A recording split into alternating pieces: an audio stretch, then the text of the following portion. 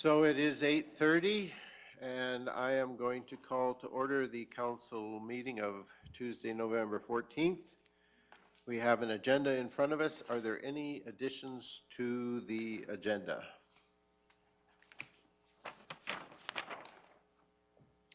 Councillor Christie. If not, I'll move the agenda as presented. Okay, so I'm assuming no one wants to report on the conference or?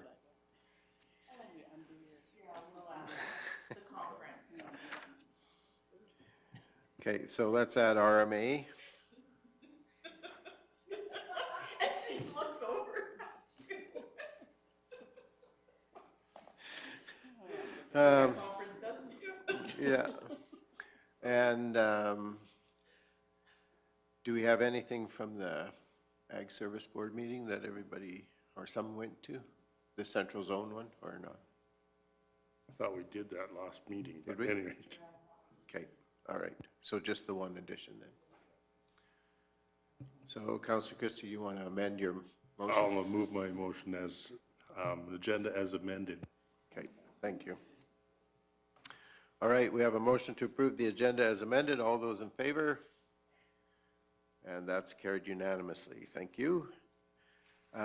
We have the minutes from the organizational meeting of October the 24th. Are there any corrections there? If not, I'd look for a motion to approve. Councillor McGee. So approved. So we have a motion to approve the minutes from the organizational meeting. All those in favor? That's carried unanimously. And we also have the regular council meeting minutes of October the 24th. Are there any corrections needed there? If not, somebody care to make a motion? Councillor Cunningham? I'll move the minutes as presented. Okay. So I have a motion to accept the minutes from October the 24th regular council meeting as presented. All those in favor? Again, that's carried unanimously.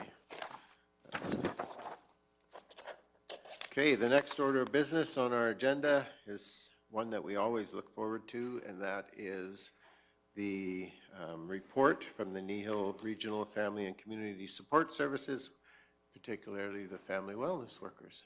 So Yvonne and Kiara, if you want to join us, we look forward to hearing from you. Welcome. Just remind you that because we are live streaming and Jerry is also joining us online, that you need to use your microphones. And if you just push the button, they come on and stay on for you. And anytime you're ready. Just testing. So Excellent. maybe what we'll do is we'll introduce ourselves as if you're not really sure who we really are. And then you want to tell us who you are and surprise. I think we pretty well know, but so Faye, if you want to start and we'll go from there. Good morning, I'm Councillor Faye McGee from Division 1. Carrie Phobes, Division 4. Ken King. Good morning, thanks for coming. Laura Lee Michelle Cunningham, Division 5. Wade Christie, Division 6, so I'm northwest corner. And of course, we have Deputy Reeve Whitstock who joined us. Good morning, Yvonne, Kara. Nice to see you there. Oh, nice to see the back of your heads anyway. And then, of course, we have our CAO. Mike Hogan, CAO. And two of our directors. Good morning, Mike Zero with Director of Infrastructure. Kevin Gannon, Director of Community Services. And the one lady who keeps us on the straight and narrow. All right. Anytime you want to introduce yourselves and tell us about what the work is that you do. Okay, thank you. Well, good morning, everyone. Thank you for this wonderful opportunity and the invitation to join you this morning. Just to begin with, this is Kiara McGee. She is our family wellness worker for the Trochu and the Acme and the Linden area. I cover Carbon, Three Hill School, and Prairie Christian Academy, and all the little places in between are other places that we connect with. We're grateful for the partnership with Kneehill Regional FCSS and the Golden Hill School Division to make this wonderful program an opportunity that can provide supports for individuals. Okay. So just to start off, as you can see, the summary of our last year has been put up in front of you here, and I'm going to just pull out some different pieces as we go through here, and just looking at the trends, so that comes up on the next page. But in comparison to other years, anxiety and stress management continue to present as areas of difficulty or challenges for children, youth, and families. And contributing and complicating factors for individuals would relate to high conflict separation or divorce, parenting challenges, emotional behavioral concerns or disabilities, learning disabilities, communication disabilities or disorders, and then physical medical disabilities that can impact just how we navigate on a day-to-day basis within the lives of our young people and our families. Post-COVID-19 pandemic implications continue to contribute to the stress, mental health, peer relationship, and family, sibling, or just conflict in general. Challenges with emotion regulation in young children had implications on peer relations, attentiveness, and also those peer or family dynamics. Suicide ideation, just looking at comparing this last year to the years previous, typically when information is obtained indicating that there's a risk of a suicide or ideation, we are involved in doing a suicide risk assessment. Last year, from 2022 to 23, we completed 5 of those suicide risk assessments. In the previous year, from 2021 to 22, there were 15 completed, and in 2020 to 21, there were 27. So we've seen changes in those different numbers. That doesn't mean that life got easier for some individuals. It just means maybe some of these individuals had more complex things going on and were able to access the necessary supports. One of the other areas that was noteworthy was just absenteeism. So attendance became increasingly more consistent throughout the past school year.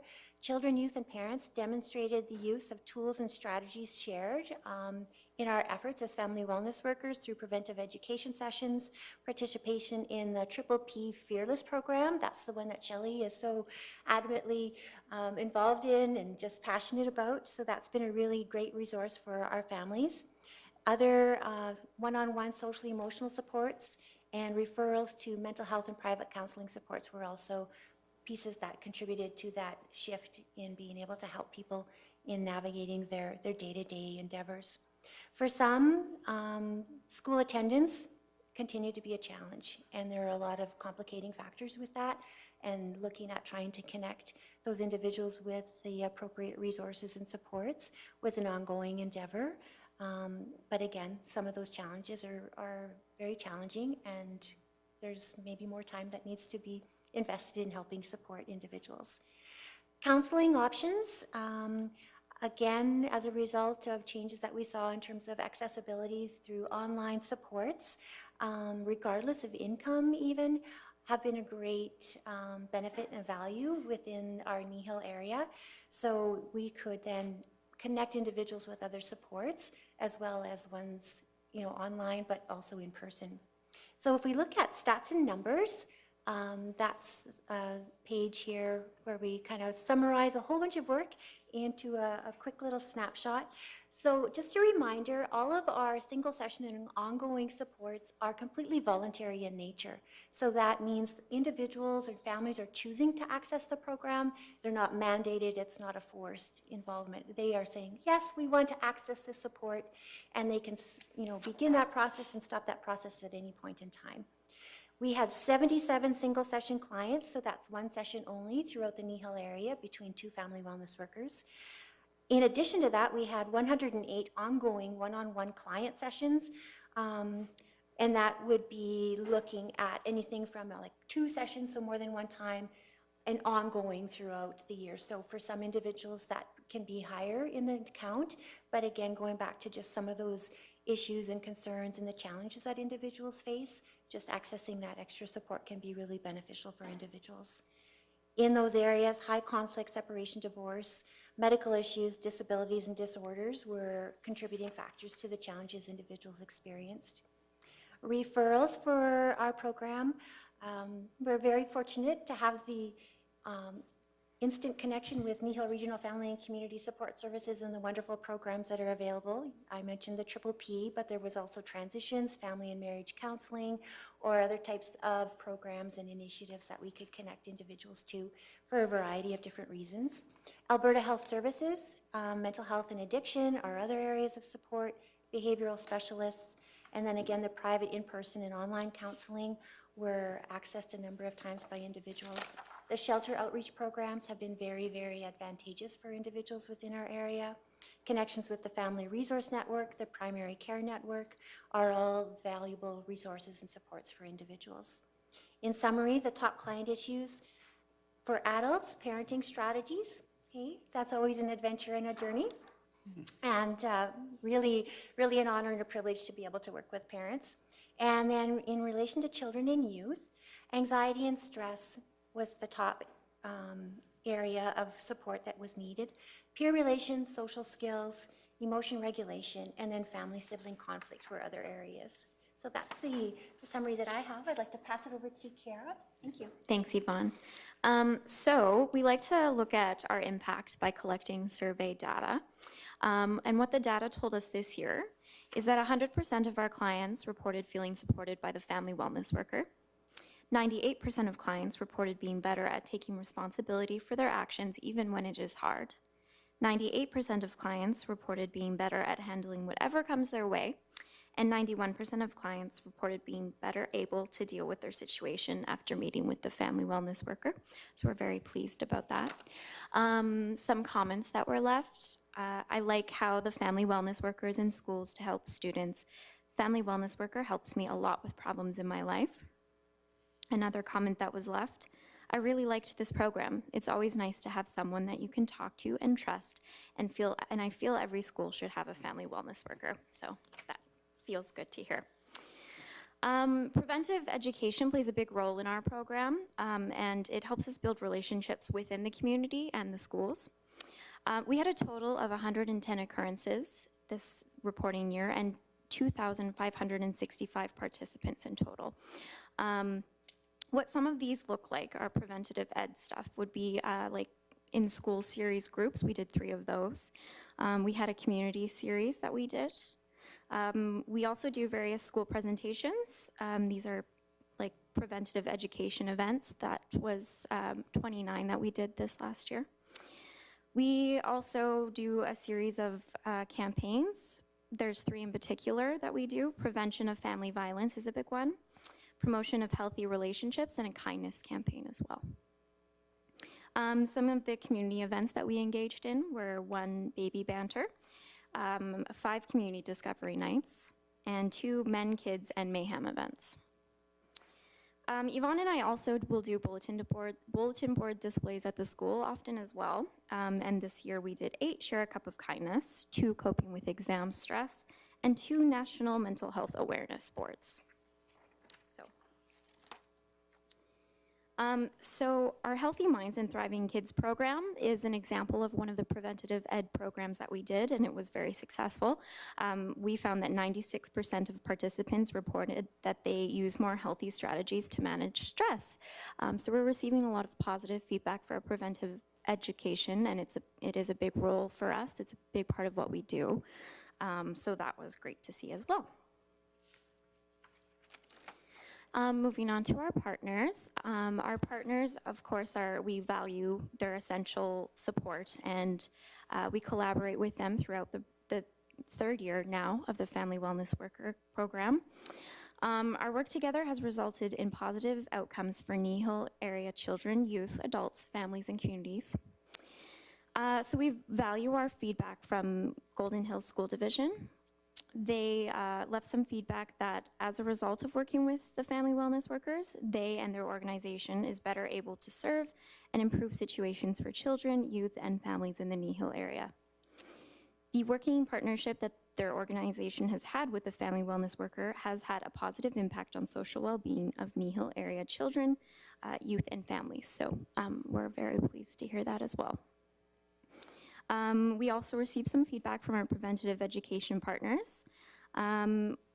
specifying that the family wellness worker, the preventative education sessions that the family wellness worker facilitated during the school year had a benefit to the social and emotional well-being of the children and youth in my class and in my school. So yes, it's great to hear that it's valued. It's a big part of our program, and we really value our feedback from our partners as well.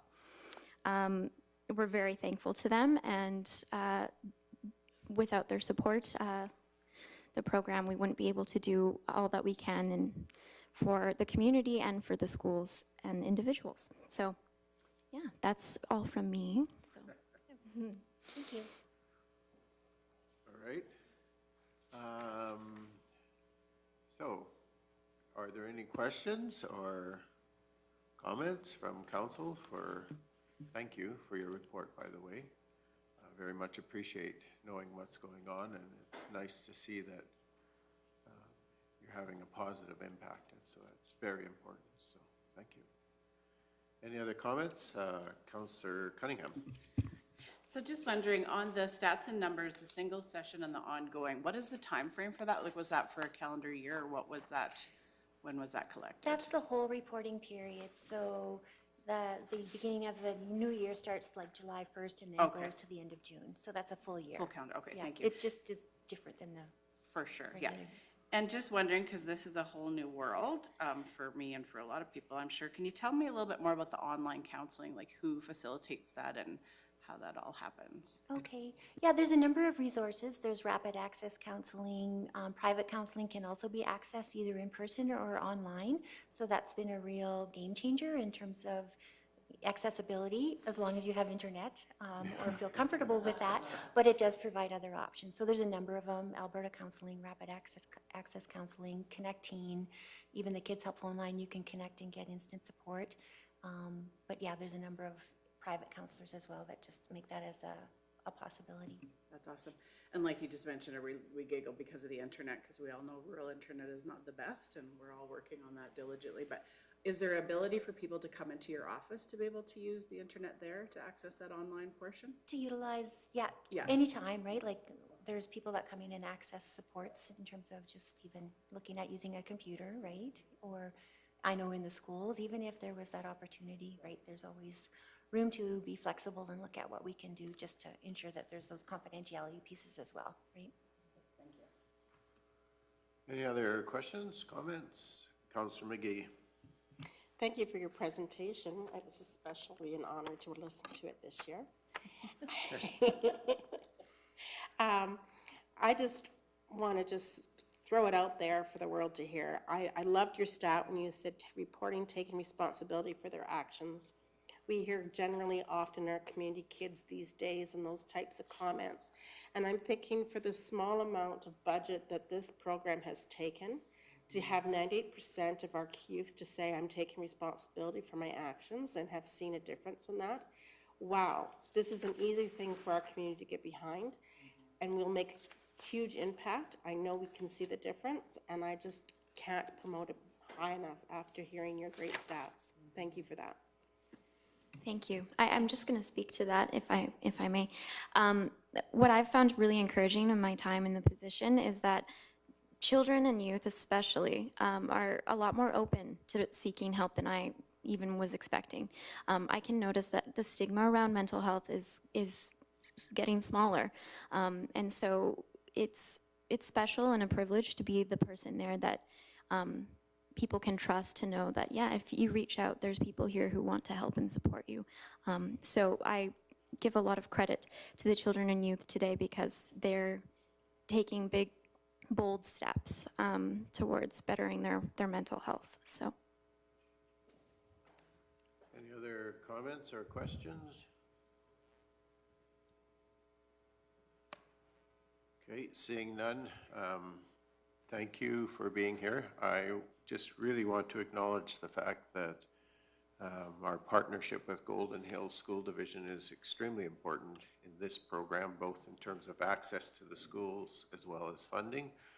And I recently had a conversation with Jeff Grimsdale, who's the superintendent, And he is just absolutely excited and enthused about this program as well. And so the work that you're doing is being noticed and appreciated. And so as a spokesman for council, I guess I would like to say how much we appreciate the work that you're doing, and keep it up.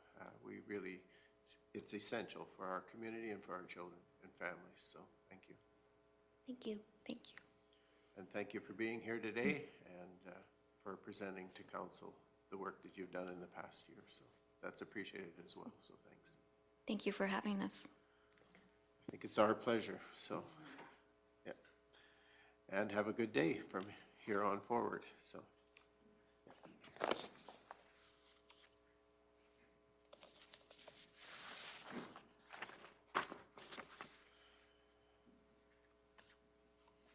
Thank you, Shelley, for coming to provide moral support. And we're not going to surprise you with something you weren't expecting this year. Thank you. She did make us promise not to throw a surprise in front of her. It was fun last year to do that, so. All right, moving on in our agenda. The next item in our agenda is 5.3.1, which is the mutual aid agreement with Wheatland County. And I'm going to assume, since Ms. Grosfield's not here, that Mr. Gannon, you are presenting.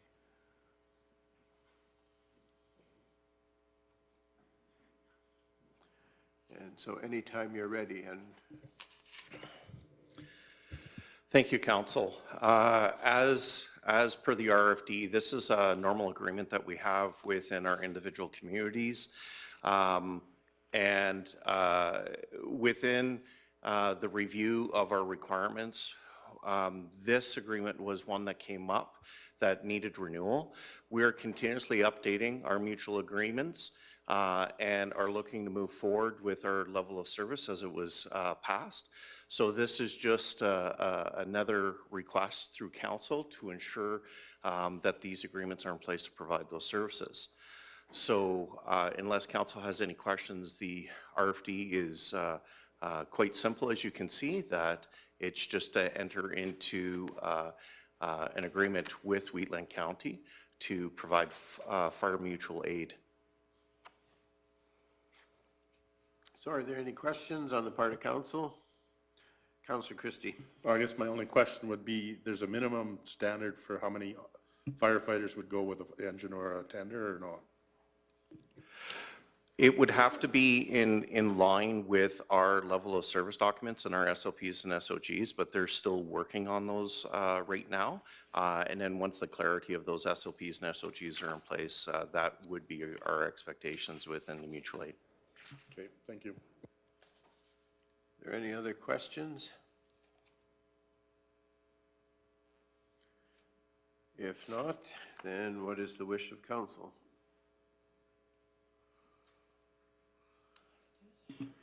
Councillor Cunningham. I move that council approves the fire mutual aid agreement between Wheatland County and Kneehill County as presented. Okay, so we have a motion to approve the fire mutual aid agreement as it's been presented. Any further questions or discussion? Seeing none, all those in favor? And that is carried unanimously. And thank you, Mr. Gannon.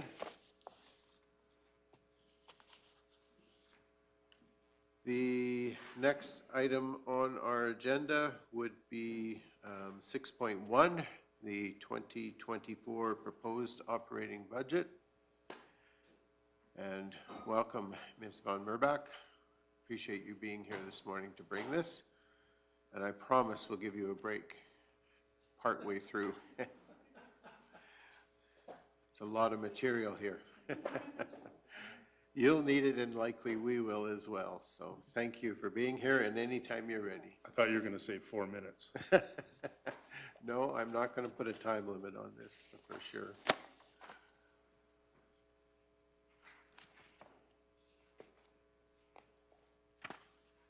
As I was reading through this, I thought, man, 11, somebody's put a lot of work in, so I'm just going to acknowledge the amount of work that's in front of us here, and thank you for you and all the people who had a hand in bringing this to us. So I'll get that on the table right away. So Thank you. anytime you're ready.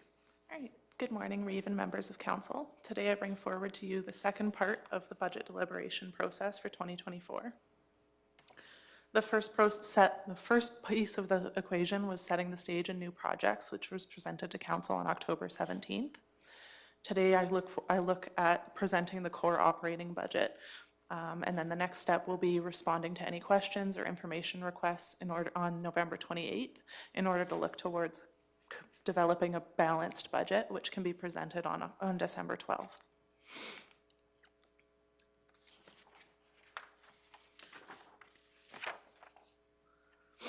So today I've got 4 components that this presentation's separated out into. The first piece is an introduction, which contains 3 components. The first is an overview of the guiding principles with which the budget was developed on. The second is an overview of the process and the major functions within the budget. And the third is a situational recap of the environment in which the budget was developed and to highlight trends within various components of the budget. The next component is looking at the core operating budget, which is an overview of all the revenues and expenditures which are required in order to offer the same level of service as was budgeted for in 2023. The next piece is a review of the new initiatives which were initially presented to council on October 17th.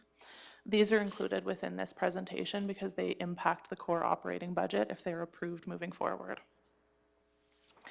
And then the final piece is to summarize all of the data presented, including an overall summary of the big picture, including projects that were presented in October, and then discussing next steps in terms of how we look to close the budget and develop a balanced budget that can be approved in December.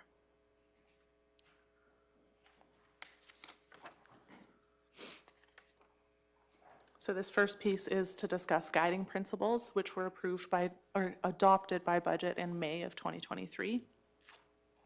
The first of which is advancement of council's strategic plan, maintain existing service levels, improve customer service, keep tax rates competitive, incorporate a proactive infrastructure renewal plan, identify and incorporate efficiencies, and ensure rates and fees for services are appropriate.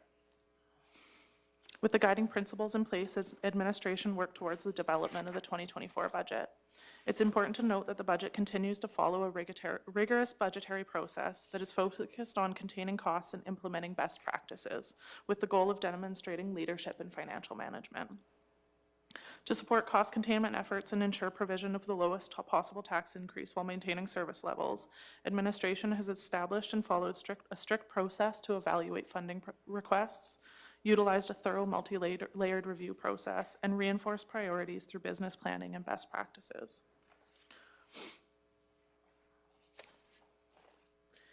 Next, I'm going to speak to a bit of the budget process and how we go through developing the budget throughout many months leading up to these dates.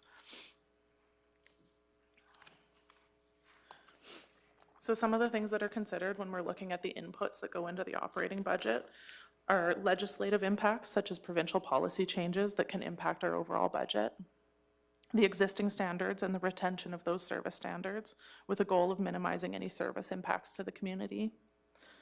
Looking at where there might be deficiencies in services, adaptations would be made to address those and return them to council-adopted levels of service. And as we had talked about in October, the county continues to face cost pressures due to multiple factors, such as realized and potential funding cuts with MSI funding or provincial policy changes like tax holidays with new wells, as well as provincial downloading such as policing costs for municipalities. And a final component is looking at growth, so taking into consideration the existing assessment of the county and forecasted growth and assessment over the coming years. When we look at funding the budget, so both property taxes, user fees, and there's a few other smaller types of revenues support the operating budget. And then the operating budget supports allocations into reserves and reserve funds, which then support operating and capital projects. And operating and capital projects are also supported by other revenues such as LGFF funding or the gas tax, it's CCBF funding now. As I mentioned before, the budget undergoes multiple layers of review. So it initiates with development of budgets by individual budget managers, and then there's discussions by the management team. Budgets are submitted for review, and then there's the CAO and senior management reviews the budget again, and then it comes forward to council for deliberations. So there's a lot of steps and a lot of back and forth in terms of going over and double checking and looking at historical information and ensuring that what we put forward is the best budget that we can in terms of ensuring we maintain the existing levels of service that council has set.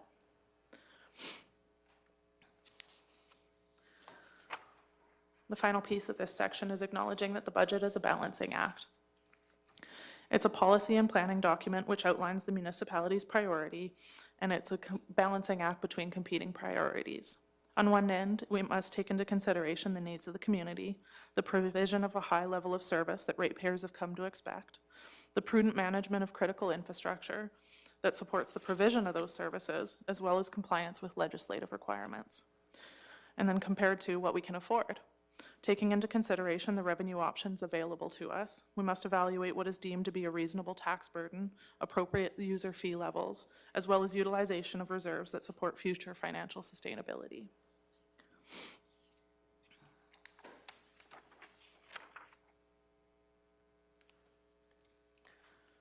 And we're going to do a little bit of a situational recap. We did a more in-depth version of this at the October meeting, and this is just to kind of review the impacts that really are affecting the core operating budget itself.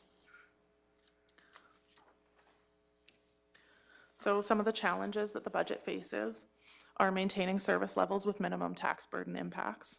Cost containment efforts have been sustained since 2020 with minimal or no impact to service levels.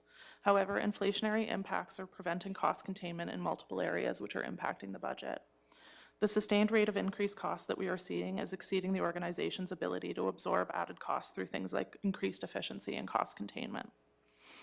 The second challenge we have is minimal new assessment growth, fueled by aging infrastructure and reduced investments following the downturn in oil and gas. So we aren't seeing significant increase in assessment to rely on to increase our tax base. And then the third one is provincial and federal support is lacking. We've seen downloading of costs such as policing costs. We've seen decreases in grant programming or sustained levels of grant programming that aren't adjusted to inflation.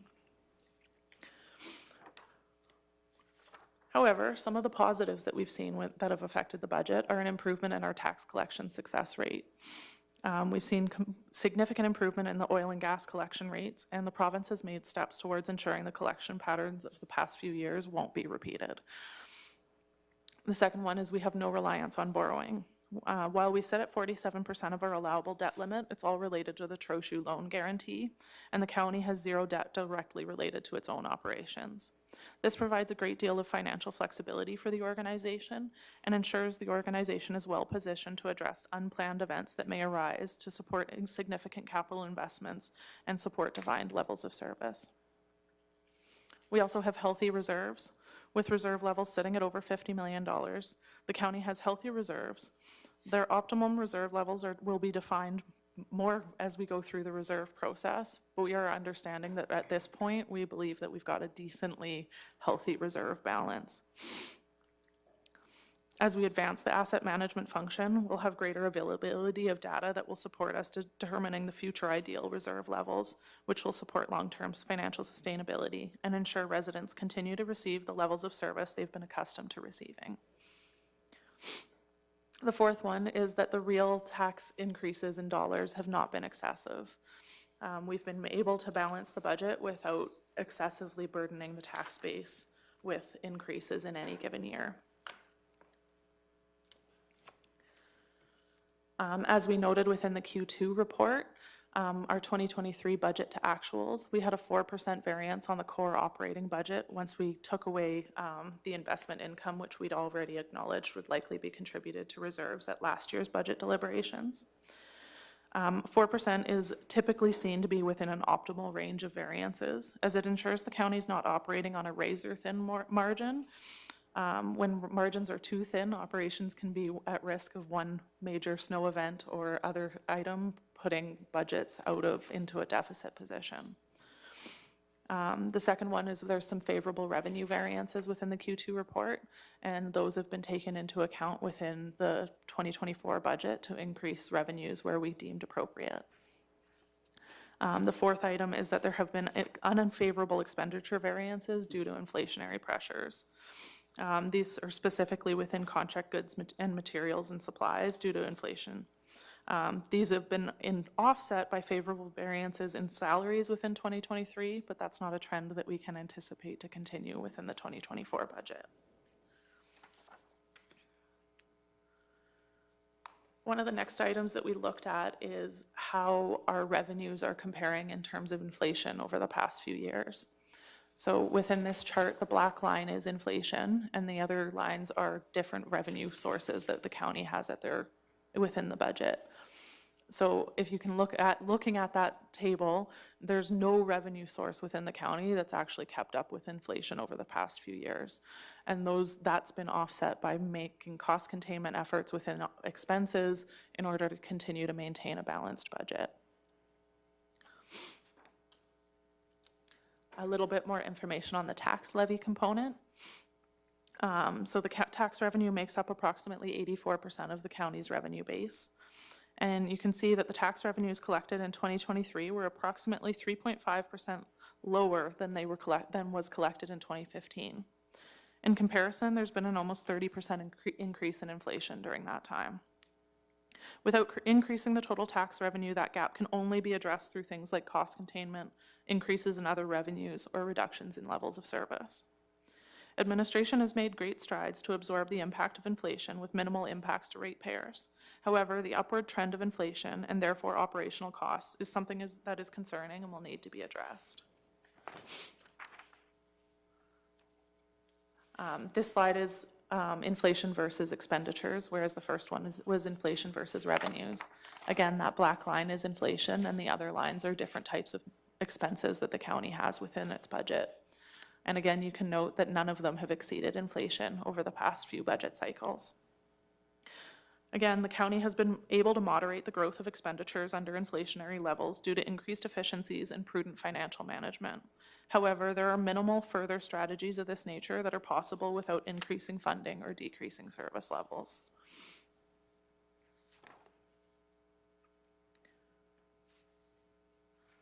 So that concludes my kind of overview of where we're sitting on the budget, and allows me to go into looking at the actual core operating budget and what that looks like for 2024, unless there are questions on that first part before I keep going. So are there any questions or comments, or going back to the situational overview, or any of those other items we've just covered?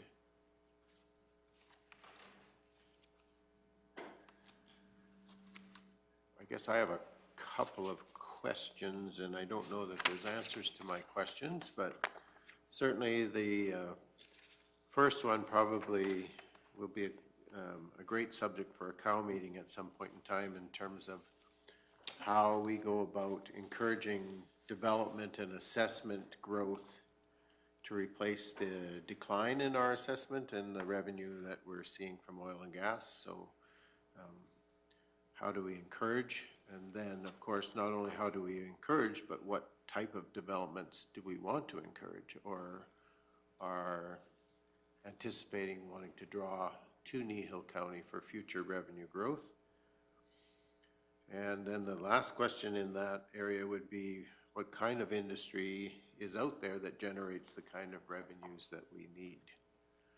And I think that's a fairly long and rather philosophical conversation that as council we need to have in order to set direction for staff and administration. And so I think that from my point of view, I don't want to have that conversation necessarily this morning, but I think as council we need to have that conversation, because I think it will sort of affect our strategic plan and the direction we want to go in a long-term direction. So, and then the only other comment I had was this whole thing about inflation, which of course I understand that our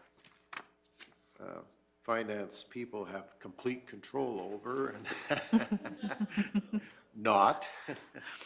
So, and I think, again, that's something that we need to think about, is that really what we've been able to do in terms of managing our budget up to this point in time is we're not keeping up with inflation in terms of our revenues, but we've been really forcing our costs down and managing that cost side and containing that. And that's allowed us kind of to keep going forward. But we are getting to the point, like you said, where keeping expenditures down at this point going forward probably means either service cuts or some other programs that we might have to abandon in order to keep up with that inflationary pressure, unless we generate revenue in some other way. Yes, absolutely. Councillor Cunningham. Just in regards to the economic development, like you mentioned, and, you know, where are we going to find the growth? I just want to confirm, I think it was a few months ago, did we not task a company to provide us with some of that information? And if we did, when is that coming forward? Mr. Hogan? In response to that question, they weren't tasked, the individual was not tasked specifically with determining which industries in that. They were tasked with starting to put together an economic development plan. Part of that input was the surveys that were just done and that council has just completed. And I believe it was yesterday I approved that item for the upcoming committee of the whole. Okay, thank you.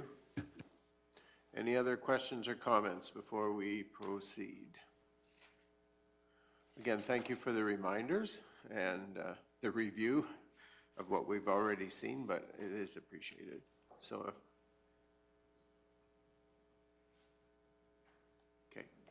Do we want to take a brief recess? No? Okay. All right. We will continue then if you want to start walking us through the next part of your presentation. Okay, the next piece is to go over the core operating budget. So this part includes the proposed core operating budget, discussing the variances between 2023 and 2024 and what are driving those. There's also an overview of the community grant programs that are included within the budget, and then a breakdown of what reserve contributions are built into the budget as well.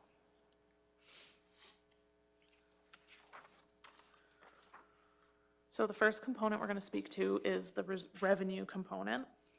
There's been a decrease of $1,020,180, or 3.5% from 2023 levels. This is predominantly transfers from reserves, which have not yet been included. These typically relate to operating projects, which show up as both an expense and a revenue on the budget, so don't typically impact the bottom line. That's why those aren't included at this stage of the process.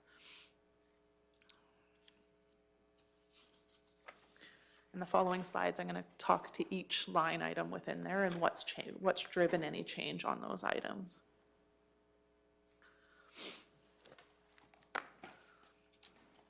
So the first item is licenses and permits, which has seen a $10,000 decrease in the budget. This relates to the Planning and Development Department and is in line with revenues that we've seen this year or are anticipated to collect next year. The second item is a $43,000, $345 increase in operating grants, which is a result of new agreements with the province related to agricultural service grant programming. Other revenues has seen a $25,000 increase, up from $60,000 to $85,000, and this is related to transportation department related to industry activity, typically water sales. For industry activity, and that just is in line with what revenues we've seen within 2023. The next item is sales of goods and services. So this includes revenues related to water lines, bulk water stations, tax notifications, dust control, oil field inspections, snow plowing, fire inspection fees, subdivision fees, custom spraying, weed inspections, park fees, and campground revenues. There are a few items within this function for which the budgeted revenues have changed. This includes a $31,000 increase in water line revenues, a $30,000 increase in dust control revenues, a $16,000 increase in scrap metal sales, an $8,000 increase in bulk water sales, and a $5,000 increase in campground revenues. There's some other small adjustments to the tune of $1.7 thousand and it relates to variations in subdivision fees, tax notification fees, and oil field inspections. There's also a small increase within sales to other governments, and these are just related to market increases with contracts that are already existing within the county's budget. And then rental income, the same thing. There's a really small increase there, and they're just related to, this line also includes private snow plowing of private laneways, and the small increase related to rental contracts for buildings that the county rents.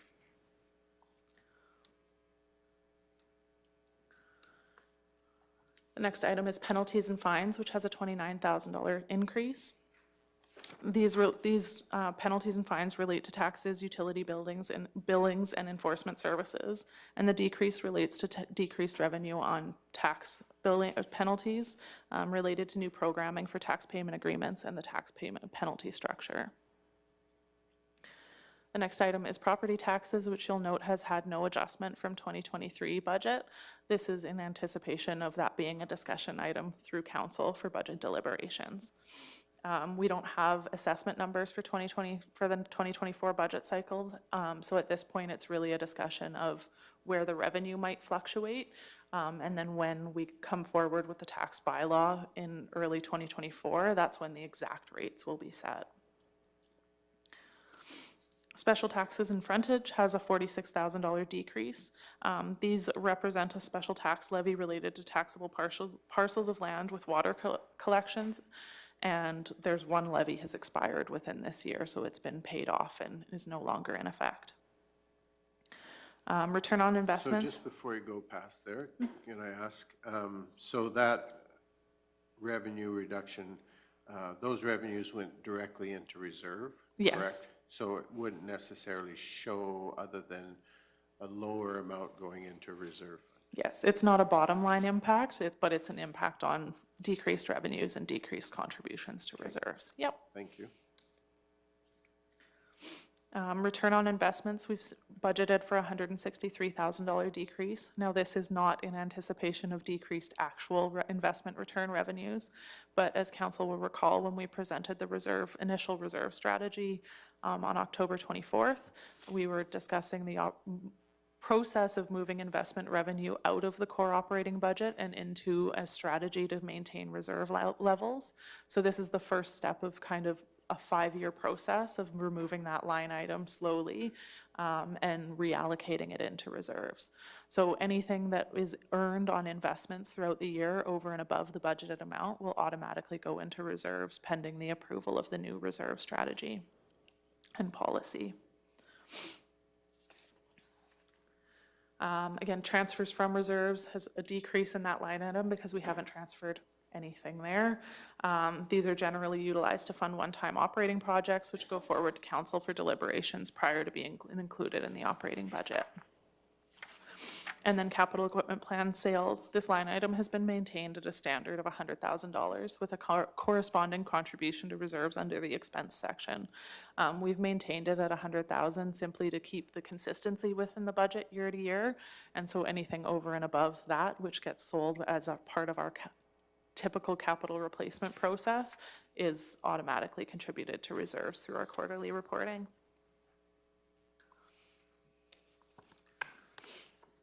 Now you come to the fun part. How much we're going to spend. Yes. The next piece is expenses. While there were a few fluctuations in revenues, there are more fluctuations in expenditures included within the base operating budget. These fluctuations are indicative of the current economic environment, and administration has worked diligently to manage the cost pressures felt around the world. However, again, as we've noted, it's been a trend of doing that over several budget cycles, and it's been a little more difficult to find those cost efficiencies and ways to manage those inflationary pressures this year.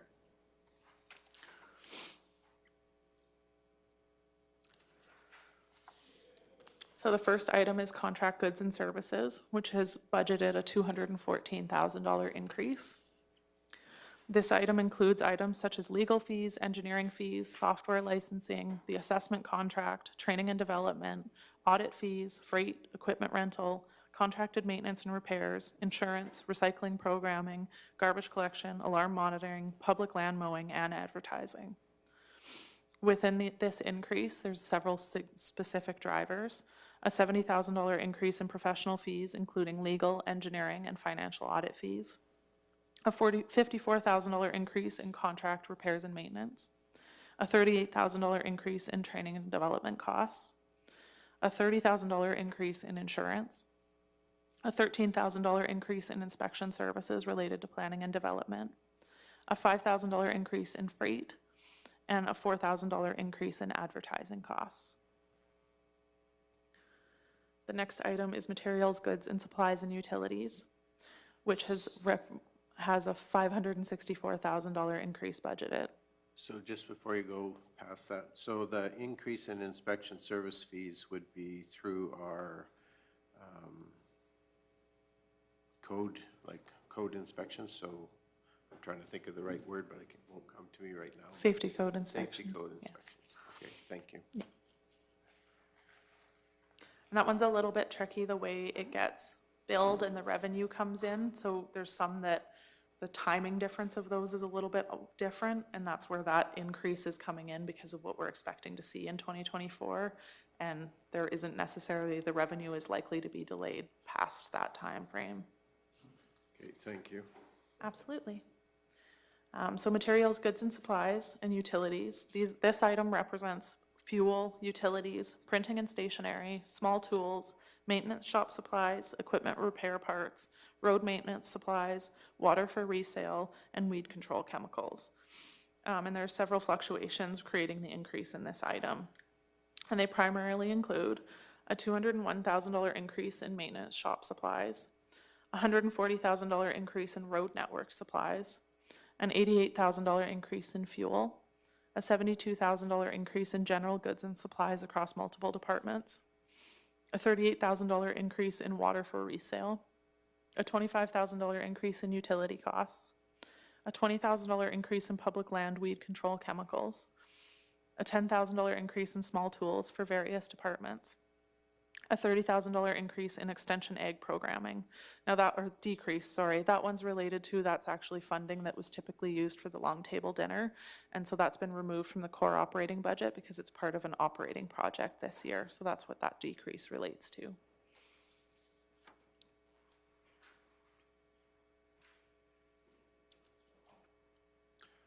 Councillor Christie. I guess I'm gonna go back to the safety code inspection stuff. We don't have anything to do with the renewable energy stuff. We're not liable for anything there. I'll have to defer that one to Kevin. I'll have to confer on that. I don't think so, through the chair, but I will get you an answer on that. Okay, thank you. And Councillor Cunningham. Just in regards to the shop supplies, just because it is such a large number, is it possible to get a little bit of a breakdown of what that 200 plus includes in that? Yes, definitely through the chair. As noted, we did see a huge increase in our costs for both supplies as well as contracted services, repairs on vehicles, that sort of thing. Just an idea, like we did, just for council's information, there was an increase of 21% over our blades, for example, carbide. Blades were high, that much, well, all blades were that much higher. Culverts increased around the same amount. We look at even the spec crude and that sort of thing went up 71% last year. So we saw major increases in these sort of things throughout the year, and that's why we anticipated these costs will continue here. So that's the increase. We can definitely look at a little bit deeper review if council would like to see that. So when you say contracted services, so that's included in that 200,000 shop supplies, did you say? So the contracted services includes the repair of contracted equipment as well, yes.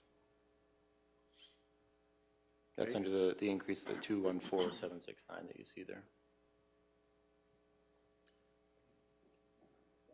Any further questions at this time?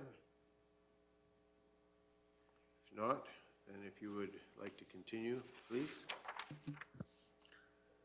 Okay, the next item is an increase in salaries, wages, and benefits of $48,000. This line includes all costs associated with all employees of the county, as well as remuneration of council. The increase includes a $27,000 increase in merit and market increases to maintain wage levels at the 50th percentile as set by council. Increases for market and merit have been offset by the turnover of staff and the correction of an error in the calculation for merit increases, which was contained into the 2023 budget and was noted within the Q2 variance report. There's a $137,000 increase in government contributions like CPP and EI, as well as increases in employee benefit costs. And then there's a $116,000 decrease in budgeted overtime and seasonal coverage based on an analysis of trending in recent years.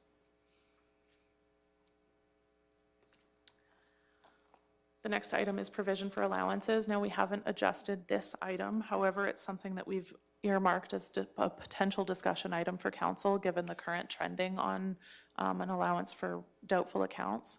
So that's something we'll discuss later on in budget deliberations as an item that could potentially be decreased, as long as council was aware of the potential for if a issue came up with something not being able to be collected, it would potentially have to be funded out of reserves. But we've left that item as is for pending council discussion. Purchases for other governments includes land title fees, solid waste collection, the operation of water lines, and the payment to the province for policing costs, and the decrease relates to commission requisitions. Transfers to other governments includes expenses for which agreements are in place with neighboring municipalities, and that $9,000 increase relates to inflationary increases contained within existing agreements. Transfers to individuals and organizations has seen a $17,000 increase. This includes programming, which supports rural community halls, youth sponsorships, community grants to nonprofits, scholarship awards, and various other council programs. And the increase in this item relates to those community grant programs.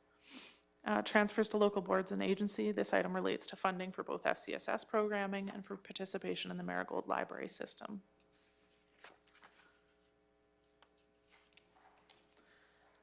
The next item is contributions to reserves. Now, this is where we're seeing another significant component of the increase in the budget item for $939,000. Predominantly $918,000 of this is related to the capital equipment plan. We've seen significant cost increases across all classes of capital equipment. And so once we've updated kind of those replacement cost numbers, that we've seen that we need a significant increase in those contributions in order to maintain that equipment over the years. There's also a $100,000 increase in the contributions for future gravel strategy. This is an acknowledgement of us having a limited supply of gravel that at which some point we're going to have to replace or find a way to fund. And so we've increased that contribution and within that in mind. There's a small increase within contributions to IT, and then there's a decrease in the water reserve contributions of $80,000. Now, you'll note that that's slightly different than the decrease in the special tax and frontage amount. Last year it should have been updated and it was not, so there's a little bit of a catch up there to adjust that to the correct amount that's being levied. Operating projects has a decrease again because there's none of those built into the core operating budget pending further council discussions. And again, those are typically funded out of reserves, so they won't see a bottom line impact to the core operating budget, but a transfer from reserves and then an operating project expense on the bottom end. And then there's a $15,000 increase on gravel crushing, and this is just related to contract price increases that are anticipated to crush the same amount of gravel we did this year for road maintenance for 2024. Okay, just before you go on there, I have a question, probably more focused for Mr. Zier than for yourself. I know that we have changed our strategy around equipment replacement, like our capital equipment, and we've tried to extend the life of some of that equipment so that we have less capital costs to replace. Are we finding that that's putting quite a bit more pressure on the maintenance side, or does it balance itself? Through the chair, yes, I mean, capital equipment replacement in general is a big overarching strategy that we're constantly reviewing and seeing our wins and maybe our defeats in some areas here. You're right, we did extend out a lot of equipment years, even prior to me coming here. There were some graders, I believe they were extended out additional years. We extended out a couple years ago pickup trucks, just to, we had a 7-year replacement on it. We extended out 2 years.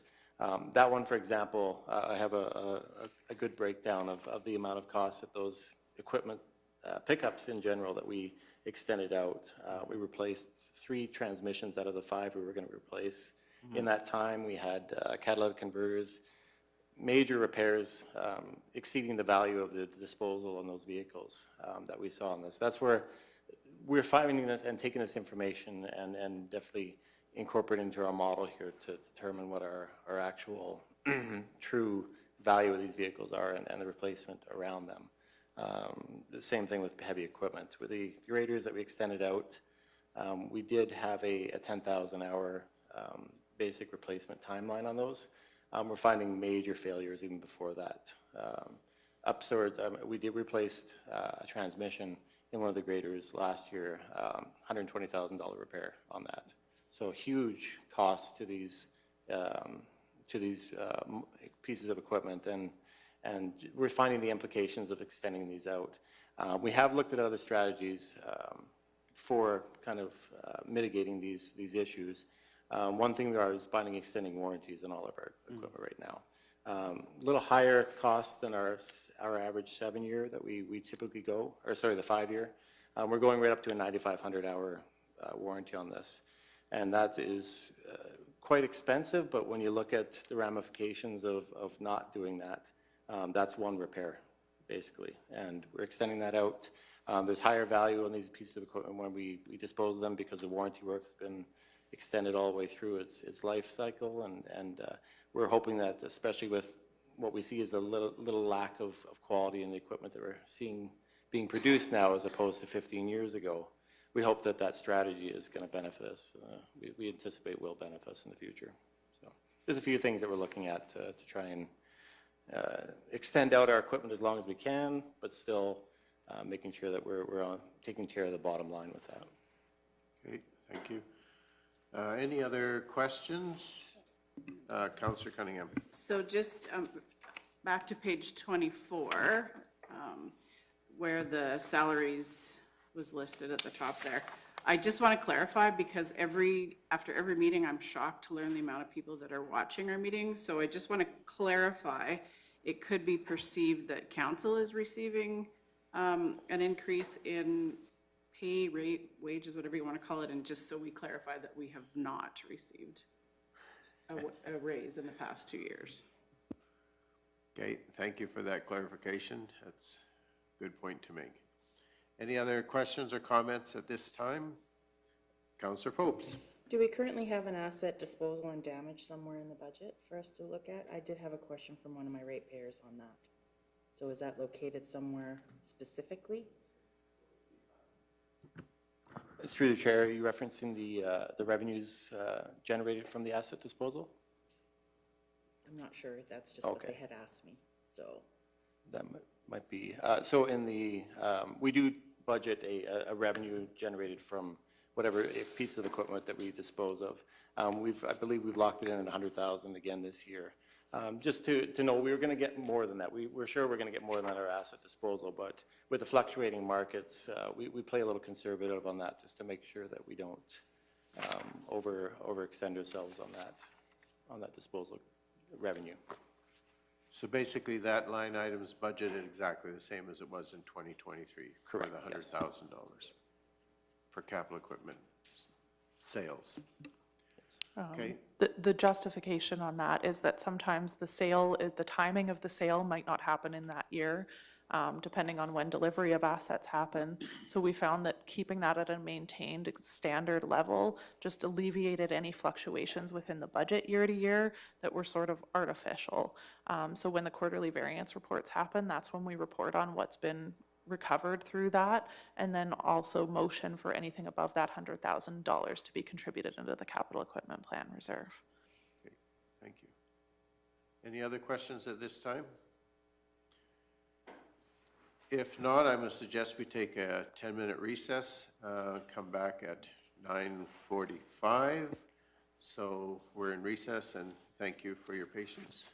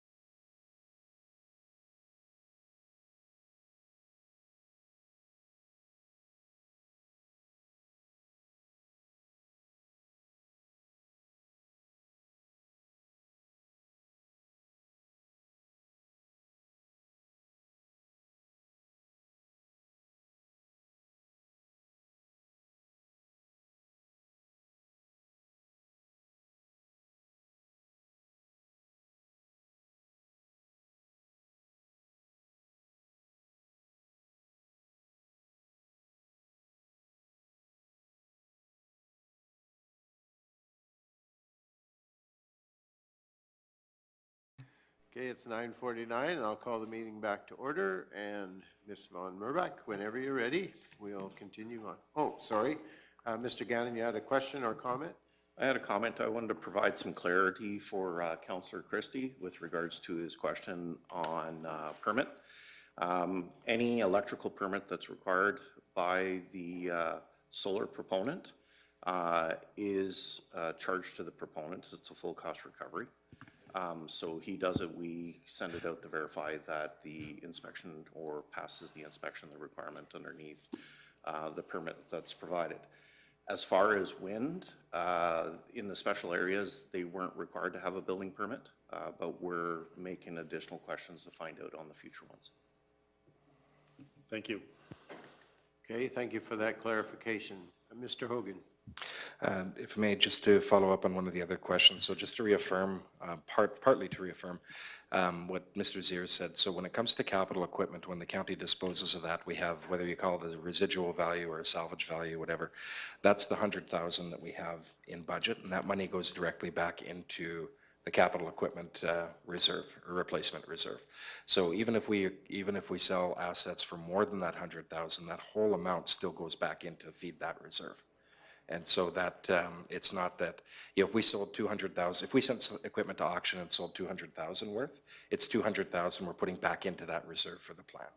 It's not like we're putting 100,000 in and then 100,000 is going to say general revenue.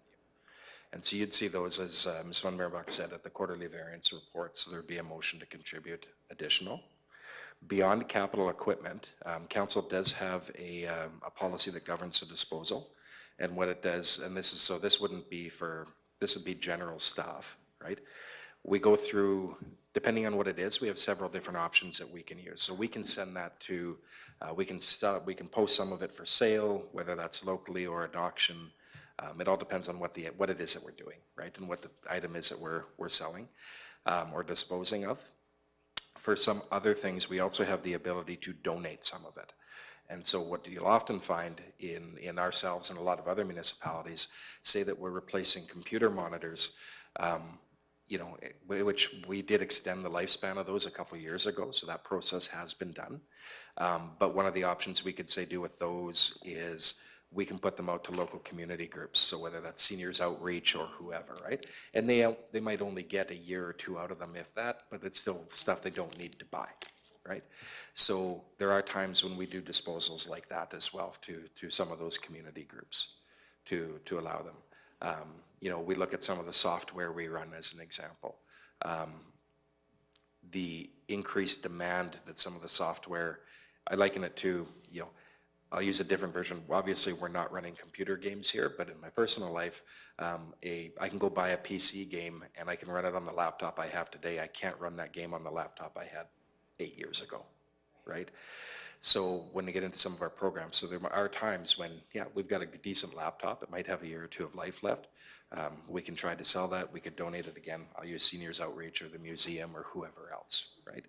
And again, they're not going to have that long a life out of it most likely, but they might get an extended life than we will, because if you're only running Microsoft Office and nothing else, you maybe don't need that power or that wear and tear on it, right? So depending on what we're doing, we have different options under policy and how to do that. When we do put those other items up for, a lot of times we'll go that route. When we do put them up for sale, the amount of money that we're coming back is really negligible on some of those tasks. So for capital equipment, that's one route. For other disposals, we have a policy that governs that, and it's really kind of context at the moment. Okay, any other comments or questions before we begin? If not, I guess it's back to you, please. Okay, having gone through the core operating budget fluctuations, there's just a couple other pieces that we've highlighted that are included within the budget. The first one is community grant programming, which is built into the base budget. There's multiple council programs that are included within the budget that support various organizations and individuals throughout the county.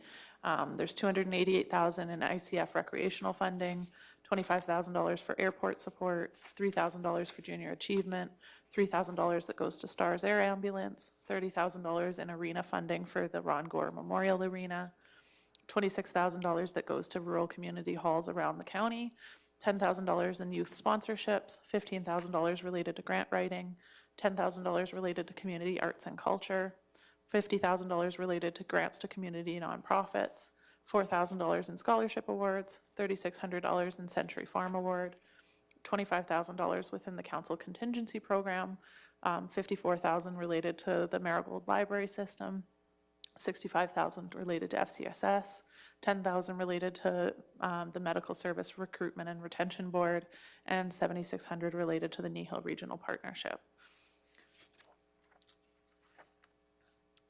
And then within the reserve transfers that were included within the line item on the budget, this is the actual breakdown of where the reserves are being contributed to.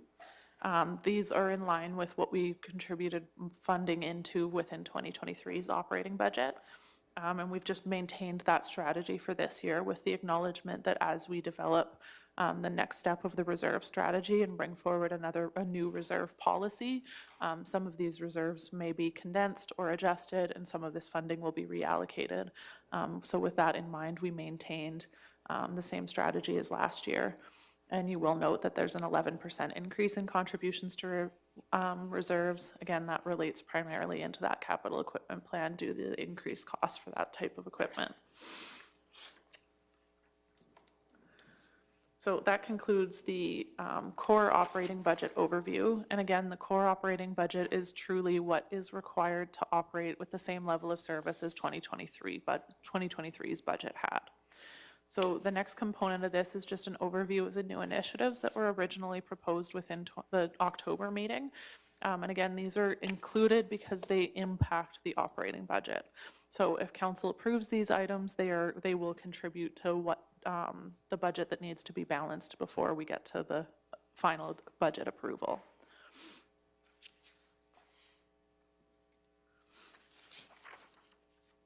These are the same items that were presented at the October 17th meeting. There's a little bit of fluctuation within some of the costs, primarily within the salary ones. When we ran and finalized the 2024 salary budget, there were some numbers that needed to be adjusted, so they've been updated within this version of the document. So within new initiatives, there's a $677,000 operating budget impact and $82,000 worth of project costs that would be incurred upon approval of these projects. There's $4,000 related to a cemetery community grant, $44,000 related to seasonal support strategy for ag services, $144,000 related to an additional staff member as an environmental technician, and this one's primarily related to some changing legislative requirements. There's $88,000 related to a new strategy with roadside weed control, which also includes the purchase of a new piece of equipment. There's $70,000 worth of contracted IT support. Now I will note that in October, we put this one forward as an actual full-time position, and we've gone back and looked at the potential for hiring this as contracted support rather than a full-time staff member. So that's that change in the cost on that one has gone down. It's something that we're looking at trying to trial run for 2024. And if we find that that support is not adequate, it would potentially come back as a new full-time staff member in 2025. But we felt like it was something that we could try to utilize in order to save on costs and see if we can maintain that level of service with that instead of a full-time staff member. Then there's the WaterCAD software license purchase. Again, this one is related to water modeling. Some of the costs of sending that out to engineering firms have gone up significantly, and so implementing this software internally would allow water department staff to run those water modelings internally. There's $30,000 related to planning and development enhanced public engagement, $94,000 related to an administrative support for the protective services department, $81,000 related to an additional equipment operator. I'll note that this one also comes with the decrease of one seasonal position if this one was approved, and $108,000 related to an additional shop position to support the maintenance shop.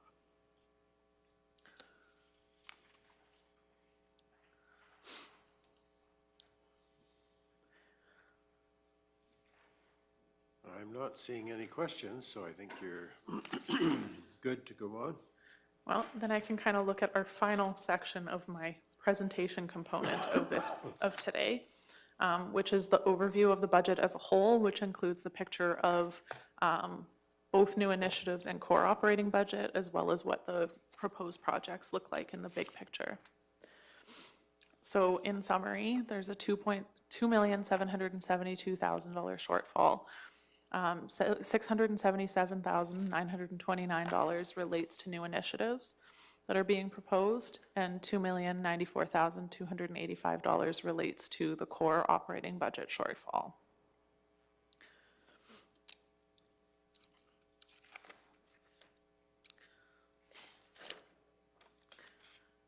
This slide summarizes all the projects that were proposed within the October 17th meeting. So it's just to identify the total projects being proposed and how they're proposed to be funded. We'll note that a significant portion is being proposed to be funded out of grant programming. This is some grant programming money that we have not utilized in recent years, and so we can utilize it to sort of balance what our projects are doing this year.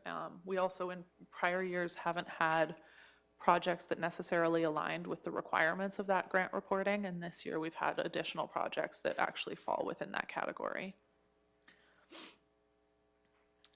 And then in terms of reserve draws, this is how the projects that have been proposed would be pulled out of reserves, and the total draws that would come out with all the proposed projects. And then this slide talks about our total reserve contributions and versus how much is being allocated within the 2024 budget based on all the proposed projects. Now, this doesn't include any potential budget balancing draws or anything like that, but it does include all new initiatives and all the projects that are being proposed. So with that, we kind of hit the point where council has seen all of the projects being put forward and the core operating budget that's being put forward. And it comes to the point where discussions need to happen to find a way to close that budget shortfall and find a way to balance the budget in line with MGA requirements. There's several options that council has on the table in order to discuss those items. There's accepting or rejecting new initiatives. There's adjusting service levels or deferral of adjusting service levels. There's the adjustment of other service fees such as water, campgrounds, those types of things could be adjusted. There's adjustments to tax rates. There's a combination of measures.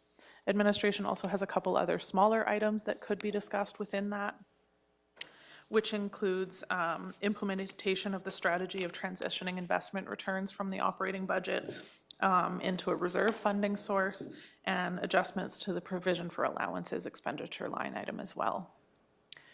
Now, as council recalls from last year, we had a budget dashboard that allowed us to see a big picture of where those decisions land. And so that's been developed again this year. We need to exit the, there we go. So again, like last year, this is very similar to what it was. I have made a few little changes, but nothing significant. You've got your, up on the top, you've got your current your total initial shortfall and where your current shortfall is sitting, your balancing of reserve contributions versus allocations, your total project approvals, how adjusting tax rates would impact the various tax classes, how adjusting potential water rates would impact bulk water users, how adjusting maybe the minimum tax threshold would affect users, and then as well there's this chart which is currently blank because there's no adjustments being made, but how various average ratepayers or taxpayers would be impacted by adjustments made within the budget. So maybe just before you go on to that, I just have a question around reserve contributions and allocations and the draws that we're making from reserves. So we have about $50 million in reserves. Some of those are restricted and some of them are not. And so I'm just wondering, like on page, I don't know what page it actually ends up being, but There's a multiple number of pages here. I think it's page 34, actually, where I'm ending up. Page 33, where we have proposed reserve draws. We have, let me just have a look here. We have then the reserve contributions versus allocation. So just looking for a little clarity around just how that all plays in terms of our strategy. And I know we had talked about significantly more money going into reserve contributions, 9,291,000 and change. So from what I'm seeing here, it looks like we're allocating more than we're intending to withdraw at this point in time. And I'm just wondering about the unallocated and the allocated reserve contributions. So just if somebody want to tackle that for me? Absolutely. Now, that's a ratio, this slide, this ratio, is something that's going to fluctuate every year. You'll recall last year we utilized significant portions of our reserve contributions. This year, that number looks a little bit lower. One of the functions of actually having reserve contributions and having the project budget separate from the core operating budget is the acknowledgement that those project costs will fluctuate year to year. And so where you want your contributions to sort of have a standard amount, have a standard increase when they need to be, your draws are going to change. Sometimes you're going to draw more than you put in that year. Sometimes you're going to draw less than you put in that year. And so this year it's less. However, if you'll note, I'm just going to pull up the actual project dashboard too. There's significant future project costs associated with some of the projects that are being initially approved this year. And so that's not even projects that might be proposed within 2025, but those are future costs that would be associated with those that aren't being encompassed within the 2024 budget too. At this time, again, we don't have that optimal reserve balance and that optimal strategy due to we're just not quite there with asset management to truly get there. It's a healthy thing to not have all of our reserve contributions be utilized in a given year because we know our reserves are going to grow that year. But we acknowledge that this might be a light project year, whereas next year might be a heavy project year. So does that answer, is there further clarification I can provide on that? Okay, so the total number of money being put into reserves is that is the total of both of those numbers unallocated and allocated. The Yes. allocated ones are just what we're actually drawing for specific projects within this current year. Absolutely. And so then the rest of that money going into reserves is not necessarily allocated to a specific project this year, but will be needed potentially going forward into the future. That's correct. So when I look at, if you went back to the dashboard on the projects, where you have,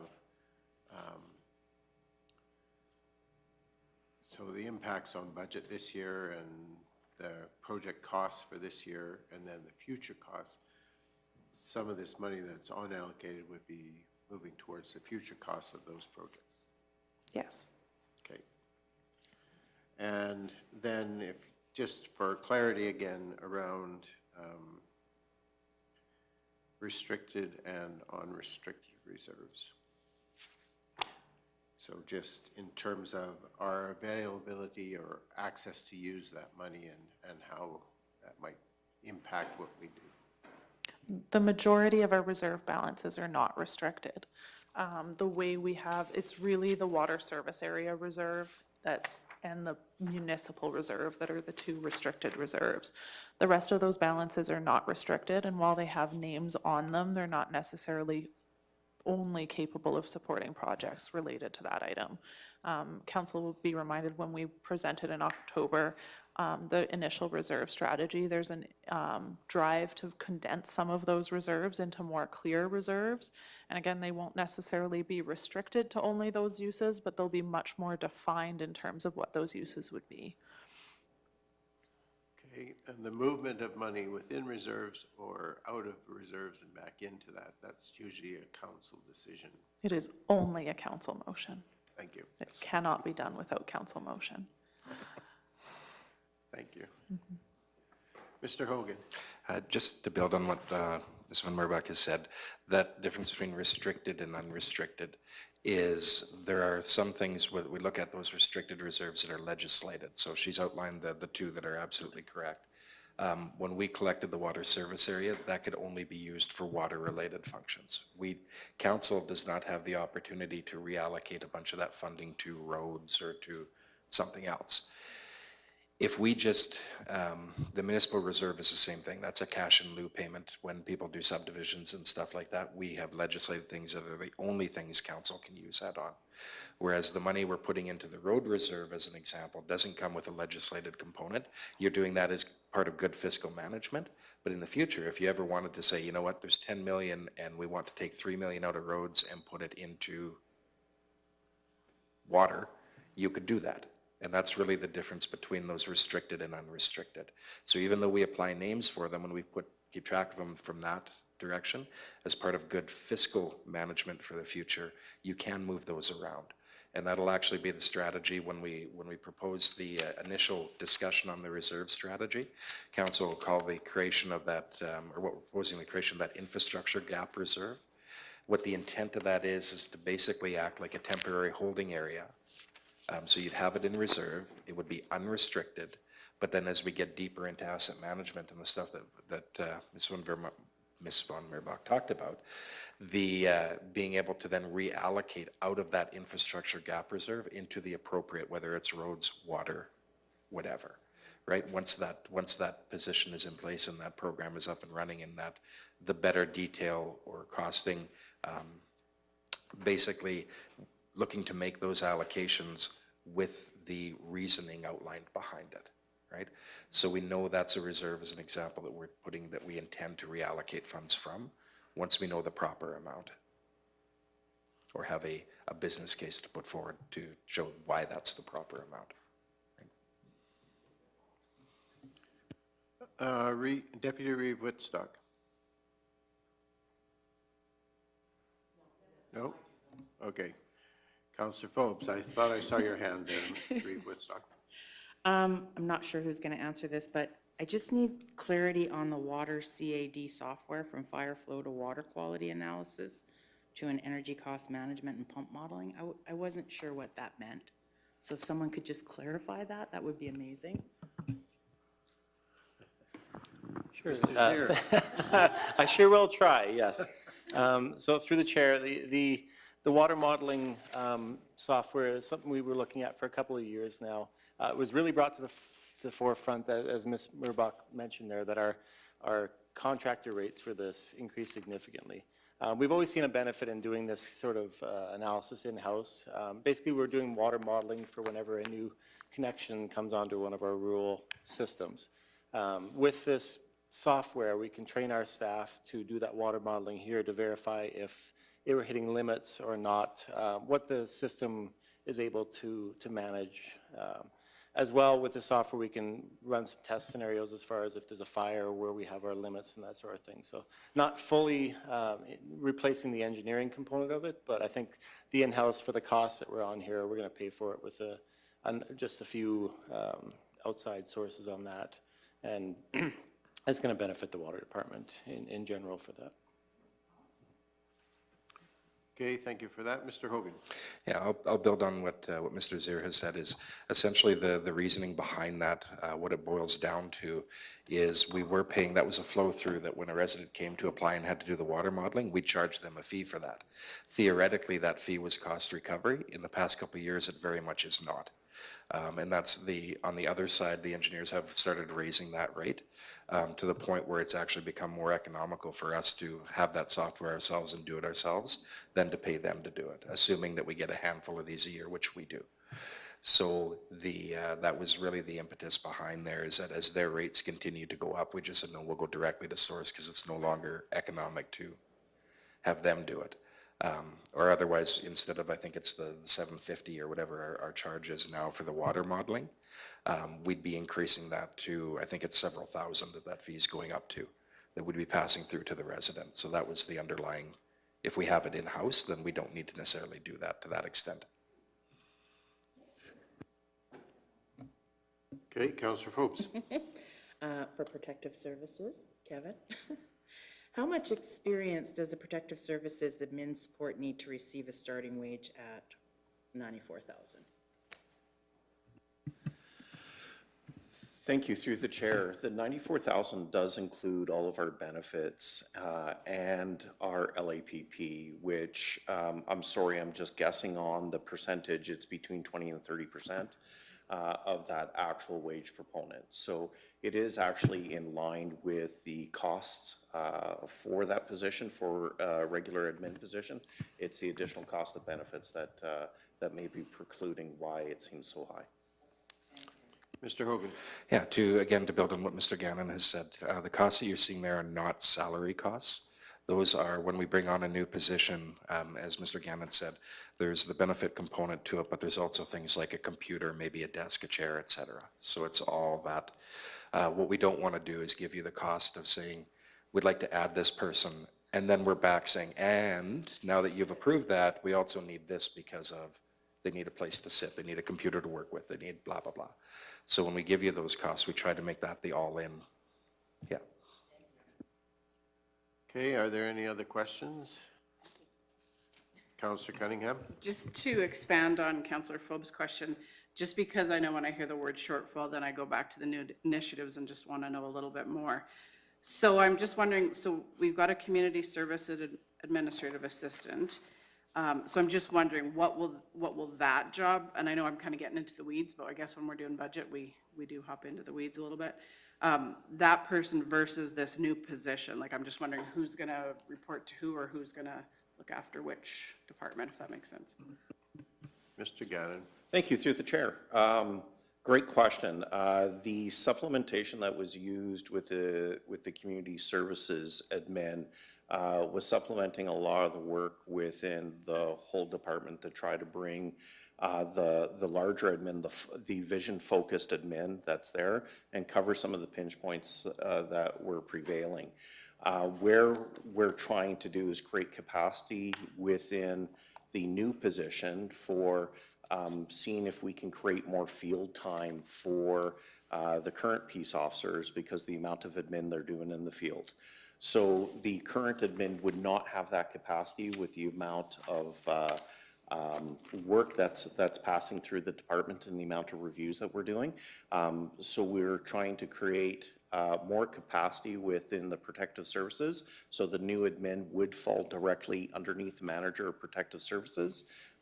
And the current admin for community services will remain underneath my responsibility.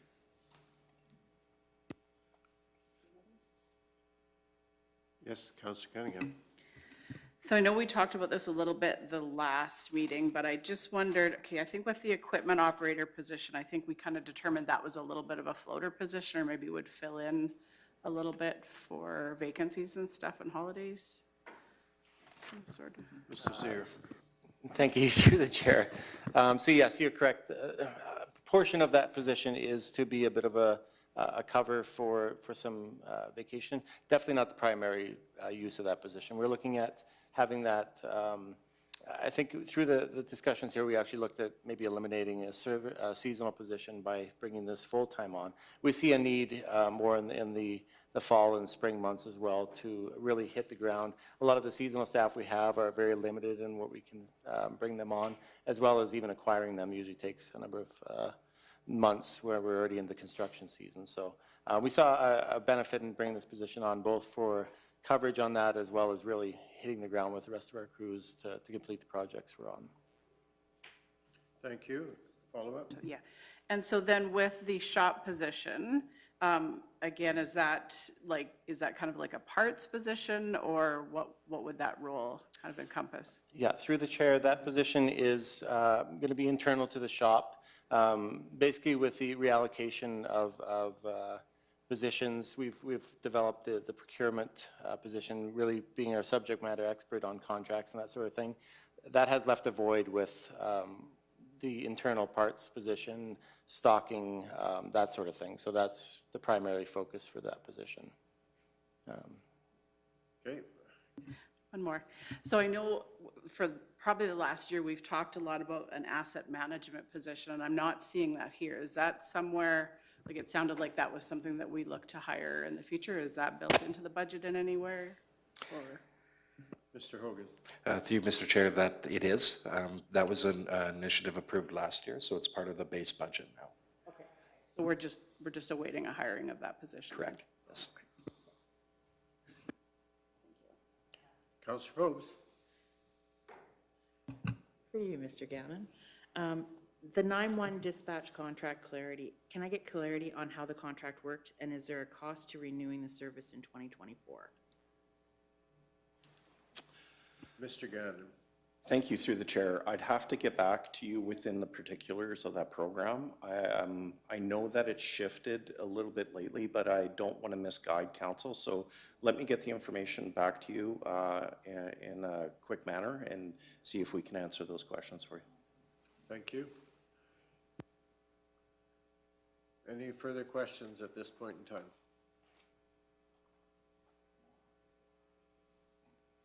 Well, if you have questions, okay, Councillor Forbes. So I noticed in the council part of the budget, I don't charge for every single thing that I do. Mileage, away for conventions, food, I just don't. I figure I gotta be there, I gotta eat anyway, it's no big deal. So what happens with the extra money left over? Because in it looked like the IT is contributing, and then I'm thinking, well, I contribute as well to that reserve, but it doesn't show that where your council isn't charging out for what you have budgeted. Mr. Hogan? So through you, Mr. Chair, so there's a couple different approaches that work together to when we build the council budget. So some of those are, so when we look at the things, there's things that we know, right? For example, each of you receives your monthly honorarium, which is fixed, right? So that we can just do simple math on. We know how many payments that's going to be, what they are, and goes. For the per diems and those other things, so those other meetings that you attend, which come up throughout the year, right? And plus you're appointed to on committees. We base those more on historical, what we've seen over the last few years. So it's not that we budget necessarily for you to attend everything that's out there. What we look at is we say over the past number of years, here's the average that council has spent. Because of course we don't know what all of those meetings are and they come up through the year. So we budget it that way. So it's really just based on those historical trends or those historical numbers that we see. What we do, anything that's left over, for example, out of there, gets contributed to the general surplus at the end of the year. So in the quarterly variance report, when you see that we're looking at, we're anticipating about a 4% surplus, anything that isn't used from any of the budgets in the county, assuming it wasn't a reserve draw, reserves are different again, right? But assuming it's not one of those, that's what feeds that year-end surplus. And which, of course, council then determines what you're going to do with that surplus, right? If you're going to put that in reserve, or we've got a couple projects we're waiting to hear back on that we might allocate some of that surplus to, like the internship that we made application for, things like that. So that's how that works. The other portion of the council budget that we build in, because of course we don't know, we do, but when I say we don't know all the meetings that are going to occur, we do know some. And so we know there's going to be 2 RMA conventions. We know there's going to be an FCM convention, an ASB, those sorts of things. So for RMA, as an example, we do figure out what the cost would be for all of you to attend, and that's the number we put in. Of course, it often happens that one of you can't or something like that, right? But those are ones that we do specifically, okay, it's going to cost this much to send everybody to FCM or RMA or the eligible members to go to ASB, and Carolyn figures that out and does build those in. If somebody doesn't go to one of those, then again it'll find its way into that year-end surplus at the end. Okay, any other questions at this time?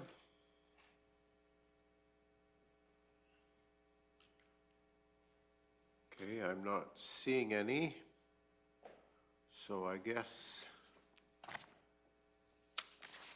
we're ready to proceed. So I guess the next conversations are council input and decisions. So guess I'm looking for some guidance. Where do you want to go with that? Really I'm what hoping we're. you have some questions for us. Absolutely. Really what we're looking for today is we want to be able to bring back on November 28th a response to any questions council has, any more additional information council would like on the budget. We're also looking for some direction in terms of what council's looking to do to close the budget. So, you know, let me actually just put the PowerPoint back up on the last slide.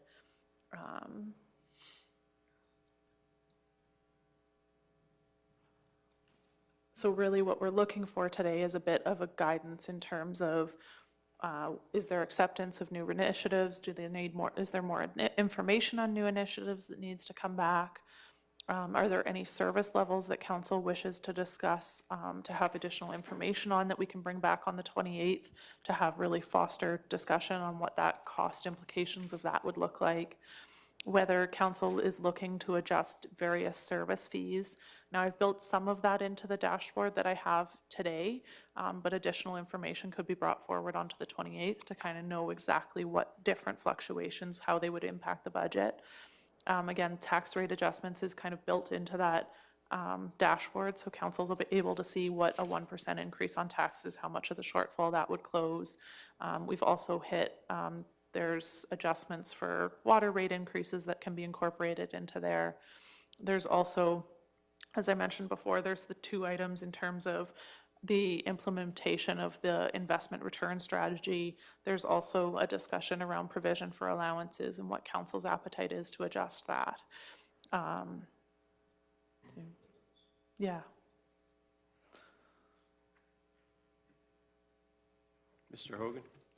Ms. Van Riebeck is pulling that up, because there are a couple of things that we've identified as administration that we'd like to broach to you that may help. There are risks attached to them, but that's part of the discussion. To build on what Ms. Van Riebeck has said, is one of the things that we're looking for today is if there's additional information you know you're going to want on the 28th, we'd like that today. Or that question today, because what that does is on the 28th, by the end of that discussion is we want to basically have a bow on budget so that we can go back, make the final tweaks, polish it up, and bring it back for you on December 12th for approval. So if there are questions, we want those sooner so that I'll use the 911 question that was just asked. We want to try and avoid being there on the 28th saying, okay, we'll go away and look at that, because then we're not going to be back on the 12th to approve the budget, right? So if we get those questions coming out now, then we have that time that we can make sure they're answered on the 28th to the satisfaction of council, so that ultimately you guys approve the document, it's yours.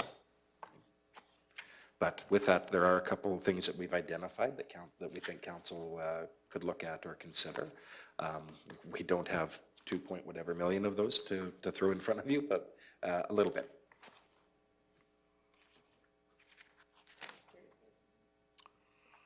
Deputy Reeve Woodstock. Thank you, Mr. Chair. When I look at the property taxes on our core budget, they're budgeted at the 2023 levels. Is there any indication, because this will be the first year that the solar plant comes online for taxes, am I correct in that assumption? Mr. Hogan? I think, Mr. Chair, they technically were online this year, although not in their full amount. Okay, so do we have any sort of an indication on what that number will be? I would assume the province has to do the assessment, and all that information won't come back to us until late February, probably early March. That's through you, Mr. Chair. That's correct. We'll get that final number then. We are anticipating any number that we put out for that is going to be a guess on our part right now. Yeah. So I'm a little bit loath to. I can't commit to anything in there without it being disingenuous. But there is. We are expecting that there would be an increase from what we saw this year. Significantly so. So again, that won't be confirmed until probably around that January, February range. Yeah, okay, and we don't know if their assessment tax modifier, any of that information is not going to come forward until that time also. And we don't know what the depreciation levels are gonna be on some of the other levels of taxation or assessments. Through you, Mr. Chair, that's correct. The assessment year modifiers have been released. I'd have to go look at those. But the information on, we know trending wise that our oil and gas assets in the county have been decreasing. The level to which they've decreased or the amount that decrease is offset by new wells being drilled. Of course, we're not getting that tax this year. So that's a bit of a bigger hit, but we'll have a better idea of that in the coming months. Okay, well, thanks for the answers to questions that you can't answer. I appreciate that. The unanswerable questions. Okay, so you had some suggestions, perhaps, maybe? Yeah, the first one I'll touch on is the provision for allowances. As council will recall, that line item was as high as $1.1 million due to tax write-offs in recent years. It was dropped to $1 million, and then last year we dropped it down to $250,000 due to trending in oil and gas write-offs. That is an item, there's about $100,000 worth of write-offs that are going to happen every year. Typically they're primarily related to properties that are still being assessed but are in the Orphan Well Association. So administration has identified that we could potentially drop that budget down to $100,000. However, there's a bit of a risk there.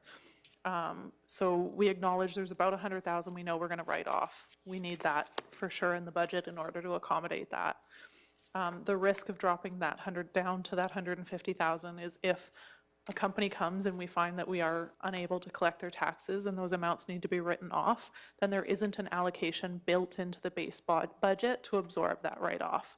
And that would be then something that when that is brought to council, that write-off would typically then have to be funded either through surplus dollars or potentially through a reserve draw.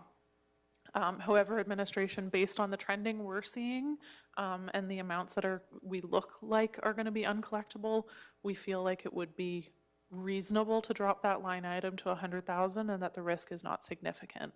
We just did not want to adjust that without ensuring that council is aware of that risk should it come up.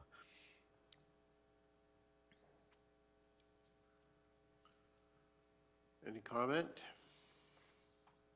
Councillor McGee. I find it an interesting philosophy to ponder.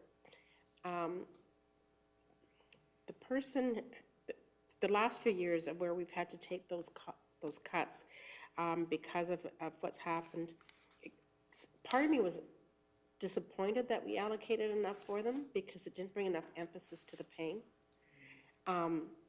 which is kind of a backwards way to look at it if you're being practical, and I get that. On the other hand, do I really want to be expecting people not to pay taxes and budget so much for it that when that happens, it just becomes normal business? I don't think it is normal business, and I think, so based on that, I'm tempted to take the risk of bringing it down. That's my opinion. Okay, thank you for that. Any other comment?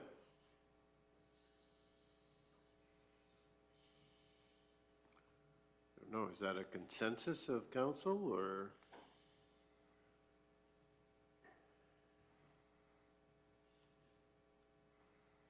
I guess my understanding from the comments that are being made by administration is that might be a relatively low risk saving that's available to us, although there's some risk in making that decision. Yeah, and that, through Mr. Chair, that's our one of the key messages we wanted to get across. In the current moment, we think that the risk is reasonable and that we can do that. Of course, if we did end up where we ended up a few years back, then there's going to be some decisions that need to be made, right? And that is the risk. But council has significantly reduced this budget based on that same philosophy last year as well. So we think we can reasonably take another step here. And we have much less unpaid tax at risk than we had a number of years ago. Mr. That's correct. Kneehill County, through the work of our tax department, has done very well to limit that risk. Okay, thank you. So I guess I'm looking for a straw poll somewhat to see if council's in agreement with that. I think we're seeing lots of heads nodding, so the potential is there's a $150,000 savings there, I guess. Done. She can do that. Magic, The other item is during the October 24th meeting, we brought forward that initial reserve strategy and discussing the transition of investment returns over into being a reserve funding source versus an operating budget funding source. And that has decreased the investment returns by $163,000 in the 2024 budget. That is something that council could opt to delay a year in terms of implementing that. Again, there's the risk of, we think interest rates are likely not to drop, and that's not likely not to be an issue in terms of a shortfall in the budget if that happens. It's just a delay of implementing that strategy into ensuring that reserves maintain optimal balances. However, we also understand that in a year's time, we might have a better handle on exactly what those optimal balances are, and that the risk this year is likely not really high to delaying that. However, it would be a delay of implementing that process. So that is something that we could defer for a year.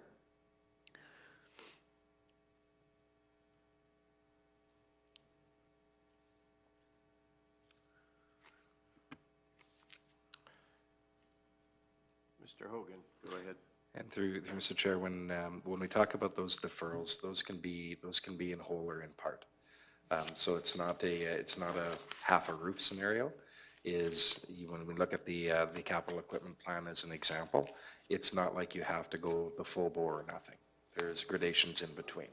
You could choose to defer 50% of it as an example, right? So just wanted to reiterate that when we put those approaches in front of you, it can be all or nothing, but it can also be any level in between that council wants. So on the equipment replacement, if instead of the 900,000, you said, you know what, let's defer 400,000 of it, you could go 50%. You could go higher, lower than that as well, but there are options for council.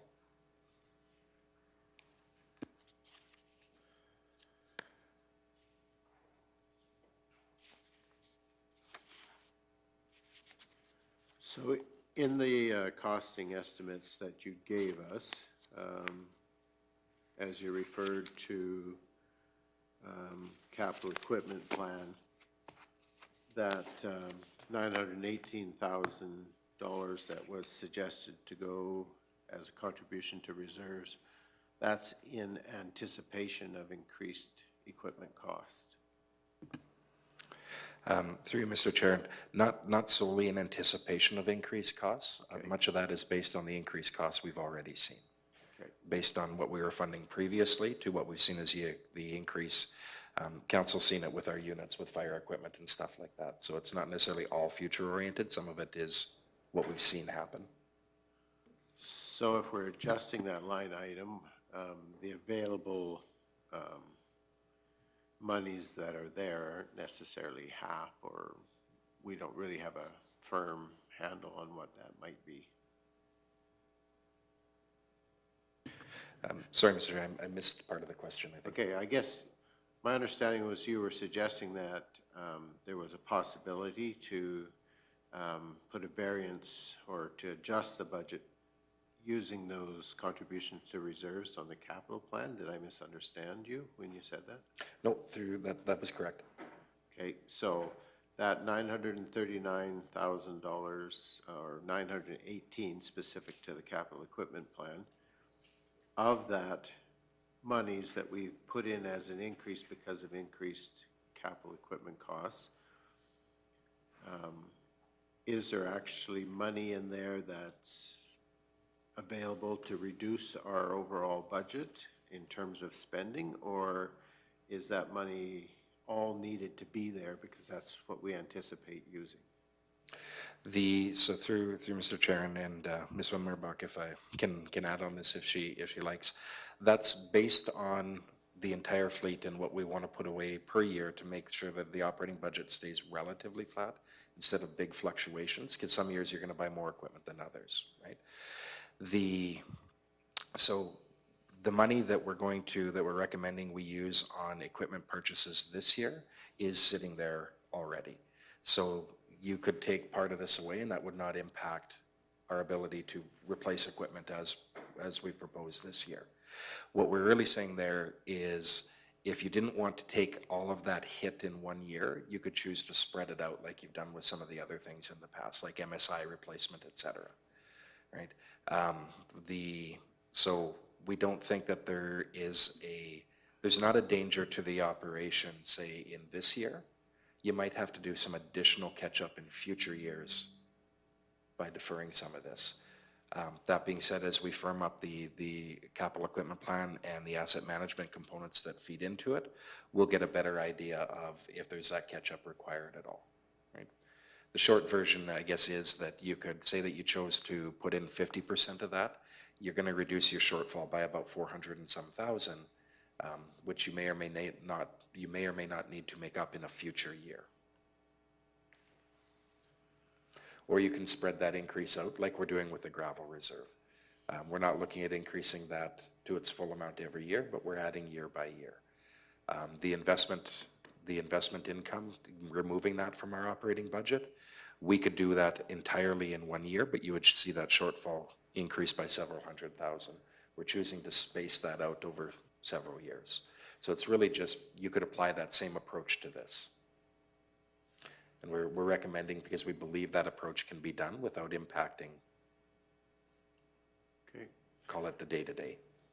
So do we know approximately the number of dollars extra that we weren't anticipating that we spent on capital equipment this year? So I know a number of items have come to council to request increase allocation of monies to purchase equipment in the past year. Do we have an idea what that number might be? And have we increased the amount of money that's in our capital equipment purchase plan in the budget that would cover those changes that we encountered this year? So what I'm asking, I guess, is we had some unexpected extra costs to capital equipment in 2023 that came to council, and we allocated additional money to cover those costs. Do we feel that the money that we've allocated to the capital equipment plan for 2024 is sufficient for all the capital equipment we're planning to purchase, or are we anticipating we might see dollars walking through the door to say we anticipated this piece of equipment was going to cost us X, it's now costing us X plus whatever that number is? And the reason I'm asking that question in terms of reallocating money or increasing the amount of money going to the capital equipment plan is if we're starting to lag just strictly based on what we're spending every year, then that's a concern to me. So then the likelihood of me wanting to reduce that $918,000 number is less than if you could show me that last year it cost us unexpected $300,000, right? And so we lost ground last year by that amount. If we stayed static in the current year, would we be willing to take less money and allocate it to the capital equipment plan, long-term, into the reserve? Did I kind of believe totally muddle that question, or? Thank you, Mr. Chair. I think there's, well, I guess we'll see if I muddle the answer or not. There's two things there, I think, is one, the exact overage that you're talking about. We could pull that up. We'd have to do a little bit of work to bring that up, but we can get that number. What's been put forward to you in terms of the capital equipment this year on those is there is on those pieces of equipment a 10% variance built into what's been put forward to you this year that wasn't in there last year. So we do anticipate that by having that little bit of wiggle room in there that you will see less of what you saw this year. That being said, some of those prices are beyond our control out there. So if we did see if we continue to see the types of increases that we're seeing, then you might see some of that again. But we have built in a little bit to mitigate that.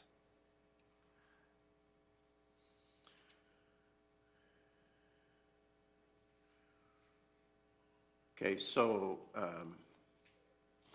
so the contributions that we're making to the capital equipment plan, planned contribution to reserves, sort of is matching what we're taking out of it. And so this $918,000 would be to account for future inflation. Through the chair, so what we've done is we've updated the replacement cost to today's date and calculated the contributions based on that. We've not built in further inflation numbers on those contributions, and it also isn't retroactively catching up on those.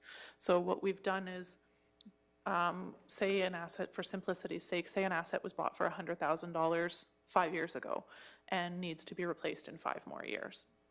And it's now, so we've been contributing, we've expected it to be last 10 years, so we've been contributing $10,000 a year for that asset. Now, at 5 years in, it's worth $200,000, and it has 5 years more costs, 5 years more useful life left. We're now distributing that $200,000 over 10 years still. So we've increased contributions to $20,000, and we should have probably caught up another $50,000 for the first 5 years. We're not doing that, but we are contributing the right amount for the remaining 5 years of that useful life. So the increases are really a function of how much the price increases has gone up, but we aren't really retroactively catching up on what we haven't contributed in the past for those useful lives. Okay. So what we've done is we've had a lag in keeping up, but we've adjusted our process now that we're more accurately reflecting the true costs of that equipment into the future. Yes, we're working to close that gap that's been created specifically because of increased inflationary costs. Historically, a piece of equipment that was $100,000 5 years ago wasn't $200,000 this year, right? Like those increases, we haven't had to accommodate for those catch-up payments within the capital plan in the past. We're starting to have to do that. Okay. So I guess then, and I can't put my finger right on it right now, but in the contributions to reserves for 2024, in the allocated portion of that, is that for capital equipment or is that for other reserves as well? So we have total contribution to reserves of 9 million and change. We have 44 million and some in allocated. Is that allocated now to go to the water reserves or capital equipment plan? Where are those allocated reserves going? I guess what I'm trying to get a feel for is if there's trying to understand how much of this money might be available for us not to allocate into this current budget, and that's why I kind of would like to know what we had last year over expenditure and where we are in terms of what we're allocating to that capital equipment reserve as compared to what we're pulling out of it in the current year. So if we're pulling out $4 million, I'm just going to use a round number, $4 million for capital equipment. Is that exactly what we're putting back into the capital equipment reserve? And I can't put my fingers on it in all these papers quite quickly, so I'm asking. No, so this year we've got 3.5 million that's going into the capital equipment plan reserve itself. And let me just pull this up. We're pulling out, or we're proposing to pull out $2.8 million from that plan. But again, this is one of those things where the operating budget contributions is something that we try to keep as level as possible. Now, this big fluctuation this year is, again, the cost for this equipment has gone up exponentially. But there's some years, last year, for example, we took more out of the capital equipment plan reserve than we contributed in. This year, it's a little bit less. So the amount we pull is always going to vary. The amount we put in is the amount that we're trying to put aside as a funding mechanism for the future. Okay. So, so this additional 900,000 and 918,000 would be on that base contribution number that we would, so going forward, our number would be 4,500,000 kind of thing. No, the 3.5 is including that 900. Oh, 3.5 includes that? Yes, the last year, let me just pull it up, I believe I have this here. Last year, the contributions to the capital equipment plan were 2.6 million.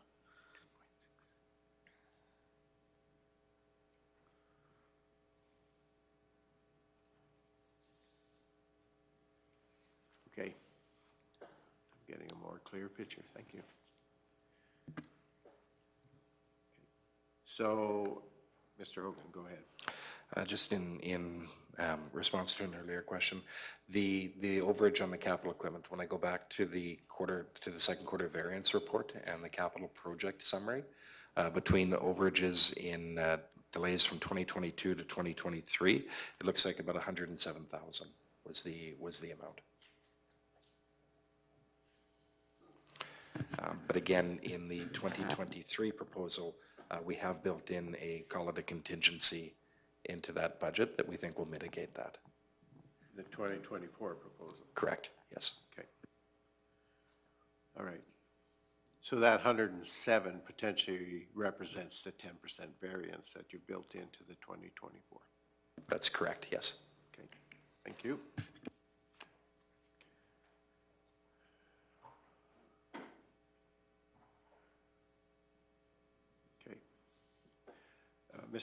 Councilor Christie. I'm going to ask a question, you're going to tell me no, but I'm going to ask it anyway. On the linear tax at 4.75 ratio, can we split that to the capital projects we have now and have a renewable resource thing at 5-1 and lower the rest?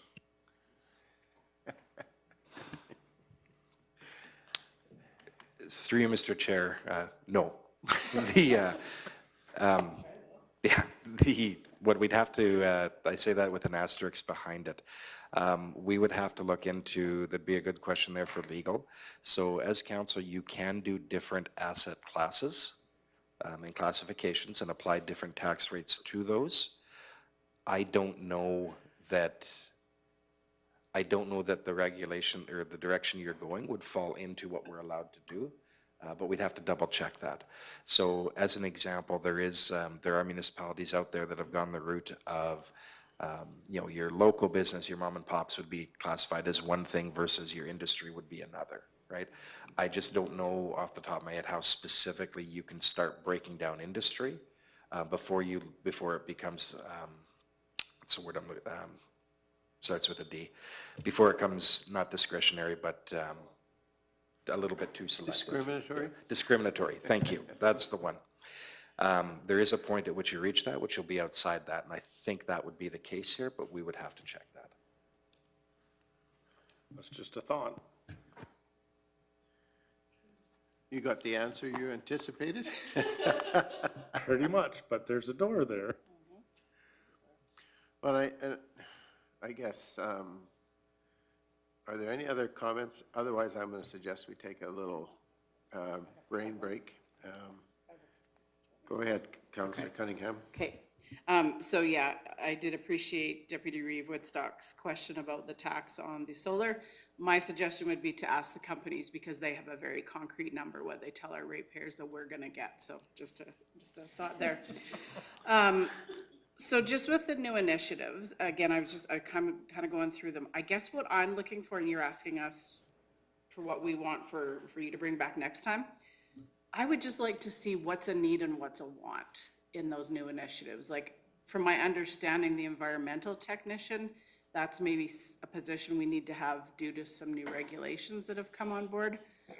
So I guess that's what I'm just looking for is what's something that you feel to maintain the level of service that we have now, that it is imperative that we push forward with these new initiatives? That's kind of what I'm looking for.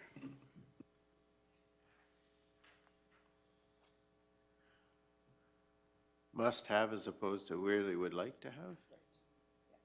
Okay.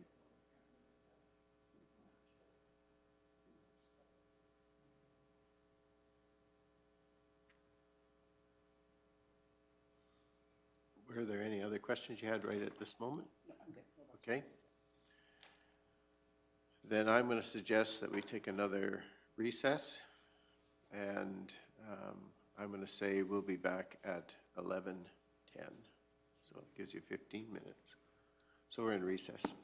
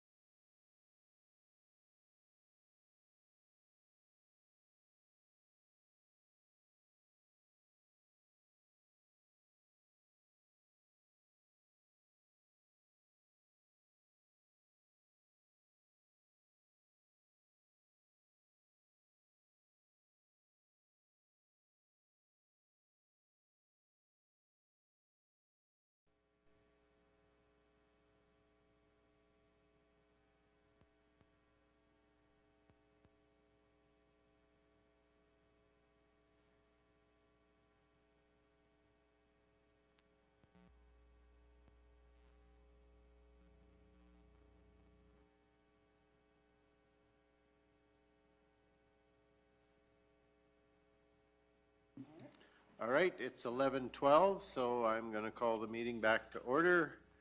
And I understand, Mr. Gannon, you have some information for us, so if you would please share that information. Thank you. Through the chair, just responding to Councillor Phobes' question with regards to our dispatch services. Currently, our dispatch services is the contracts managed through our protective services manager. She works through to ensure that she budgets $13,000 yearly for that program.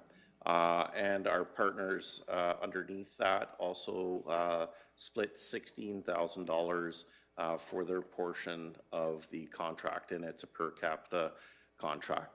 The contract's in its final year at the end of 2024, and through the agreement that we have the ability to extend it for another 5 years.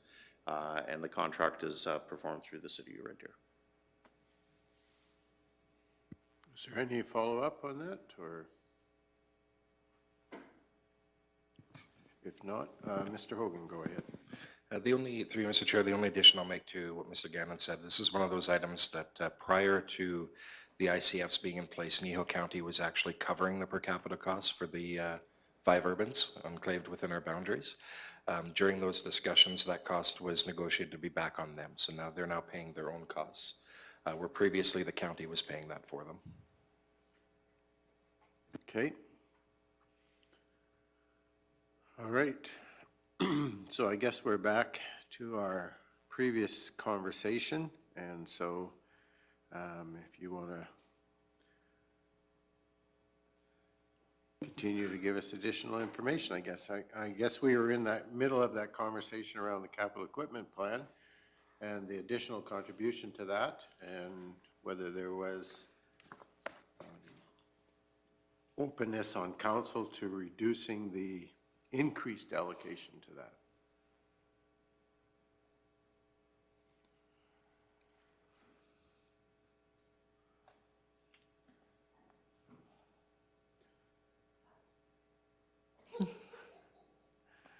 Not everybody should speak at once. So I guess the first question I would have is the additional allocation, so to go from the 2.6 that we were at last year to 3.5 approximately this year, we're anticipating in terms of long-term need, that's where we're going to need to be. So ultimately, what you're saying to us as council is that if we don't go to 3.5 this year, we're eventually going to 3.5, but we don't necessarily have to go from 2.6 to 3.5 in one step. That's correct, yes. Okay. So then the question that's really for us is, do we want to jump right in, or do we want to stage our way in? So that kind of tells me that potentially the amount that's being added is on the table, but we don't want to take it all. So if I may, the other risk is we are hoping that costs are somewhat stabilizing to some degree. If they continue to increase as they have been in the past few years, there could be a further gap in future years if we defer that too. So while it is something that's possible this year, it might be a very similar discussion next year if the costs continue to escalate in the same manner.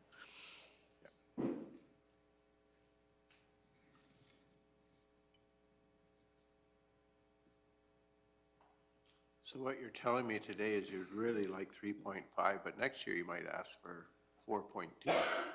We're sure hoping that's not the case. Okay, thank you.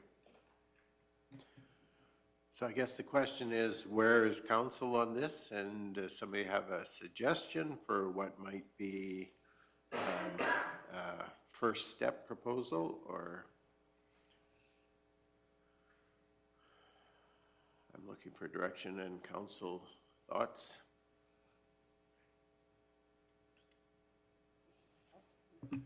Councillor Cunningham. I'm prepared to stay at the 3.5. I don't anticipate things costing less next year. That would be great. But yeah, I would be happy with that. I'm not happy with, that's the number we have to go to, but I'm content. Okay, so realizing, of course, that that means that we are looking for other ways then to reduce our shortfall. And that's either in terms of increased taxes or other changes within different programs. Is the rest of council okay there, or would you like to see some adjustment, knowing that I guess internally this is an easy adjustment for us to make at a later date as well? The tax rate piece or other, No, or the CEP? capital equipment, right? Yes, absolutely. So if we committed to staying at the 3.5 request now and later found ourselves in a tight corner, it's not like we're going out to say we have to, right? Yes. We absolutely have to find that money, so. Yes, I think for me, what I'm looking for today to ensure that when we come back on the 28th, council has everything they need, is whether there's additional service levels that you might want to adjust, additional things that we would have to do some cost analysis in terms of how that would impact the budget. So within this dashboard, I have things built into what would be the impact of increasing the minimum tax, what would be the impact of adjusting water rates, what would be the impact of adjusting taxation rates. But I don't have other service fees built into that and would need some time to do those, pull those numbers. So council could understand, well, if we did this, what would be the financial impact of that? So I think that's one thing. I mean, what I just said is already built in and is really easy to forecast out. And in fact, I can do that for council today, so you understand how much of the shortfall would be closed by a 3% across the board tax increase, or increasing water rates by various amounts. But if there's additional items that council would like to discuss, that's what we're kind of looking for, some guidance on those items so that we can ensure the information's available on the 28th to facilitate those discussions.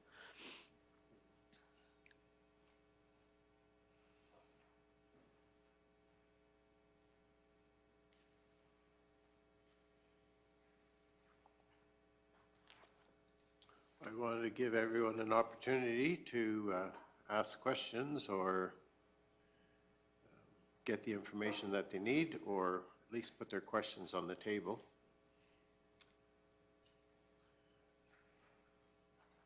I know at one point we had some conversation around changing our spraying and mowing approach on the roads. I don't see that reflected in here. I see that we're still looking potentially to buy that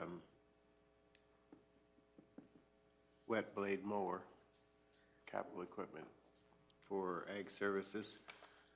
And that is through one of the new initiatives that That's adjusts. in the It's new the initiative. kind of one step towards, Mr. Gannon can correct me if I'm wrong, that's the first step towards an adjustment in that spraying program, but there would be potential further amendments as well to that. But that's under roadside weed control. New initiatives is that first step. Go ahead, Mr. Gannon. Thank you, through the chair. That's absolutely correct. We also have some additional information going to ASB tomorrow to find out further direction or potential increases in service and how we may be able to provide them. But we need to get that clarity from the ASB prior. Okay. So we may still have some questions that will need hard answers on the next go at this then. So again, I guess I'm still looking to see if that's a council consensus that they want to go to the 3.5 approximately in terms of the capital equipment replacement contribution to reserve, and whether that's across the board. We've heard from Councillor Cunningham, Councillor Forbes. On the protective services, I know at one time we budgeted for four peace officers. So will the fourth one be this protective service administration support, or will that be on top of the 4 that so we'd have 5, is I guess. Go ahead, Mr. Gannon. Thank you through the chair. One of the conversations we did have with council is that with regards to the 4 peace officers, we actually have 3 of them. There was a potential to have 4 if a scenario played out a certain way, where we would have retained them due to an individual coming back from long-term or short-term. But that scenario didn't play out, so we have the 3 that are allocated currently. So we do not have the 4th. This strategy is to put an admin position in place to create capacity for the remaining 3 positions to see if we can get them in the field a little bit more and have somebody to manage a lot of the administration in the background that's required for those file management.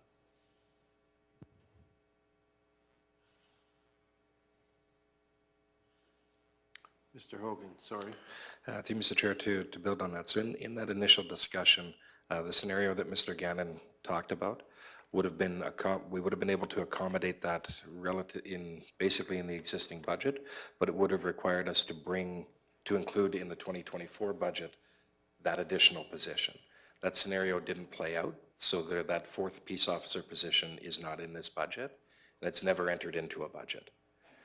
But had that scenario played out, we would have had authorization to hire that position, knowing we would have had to add it to this budget, right? So what's in front of you included in here is the current complement of peace officers of 3, plus the admin support under new initiatives.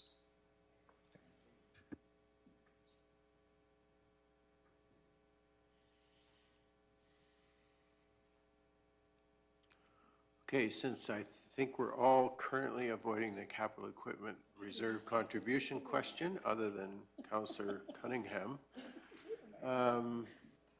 maybe what you could do is perhaps what you suggested, which would be to run a 3% increase across the board on the tax rates and how that impacts. I know you make it look so easy. That's intentional. So that would impact your average hamlet home by about $14 a year, and your average residential acreage for about $33 a year. And non-residential, it would impact by $45 per 100,000. That seems off or something. No, that's right. So we'll put out to council. I did just look it up as we were talking about other things here. The annual rate of inflation in Alberta, just a quick search, was 3.7. So if we're keeping up with inflation, we would be approximately a 4% change would be kind of worth. You can put 3.7 in, can't you? Absolutely. All right. Can do anything. So that would create an extra $900,000 worth of taxation revenue. And again, this is based off of the assessment rates from this year. So the percentage change is truly what we're looking at is the percentage change of revenue. And so that wouldn't necessarily equate to an exactly 3.7% mill rate change once we actually get the assessment values back at the end of February. But then that would be addressed during the actual adoption of the tax rate bylaw for 2024. But we spend a lot of time talking about inflationary pressures. This is a reflection of, inflationary pressure. If that's what the cost of living is currently, then that somewhat reflects that. Councillor Christie, you had a comment?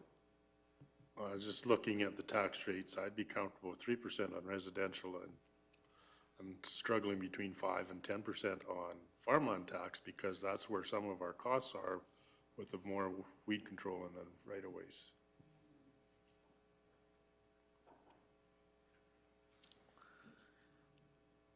A 10% on farm would increase by about $40 per average quarter section.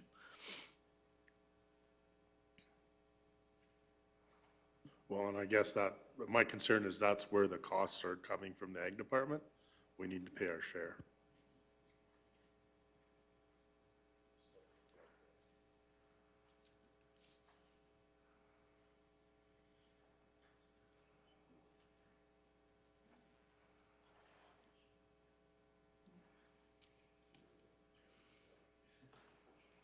Okay, so that addresses some of the issue that we had in front of us, but certainly not all of it.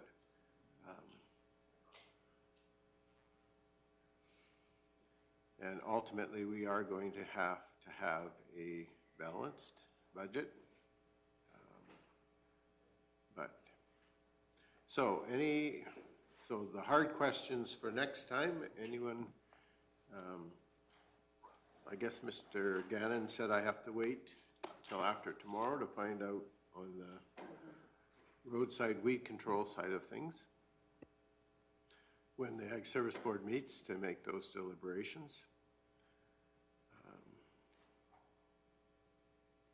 I guess I'm going to take a contrarian position to that of Councillor Cunningham, and I guess I would say I'm open to reducing the amount of increase to the contribution on the capital equipment plan. And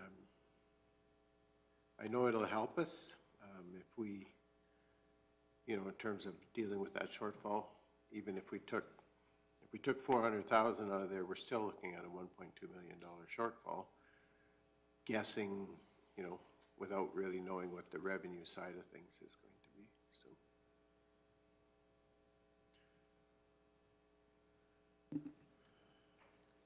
anyway, any other comments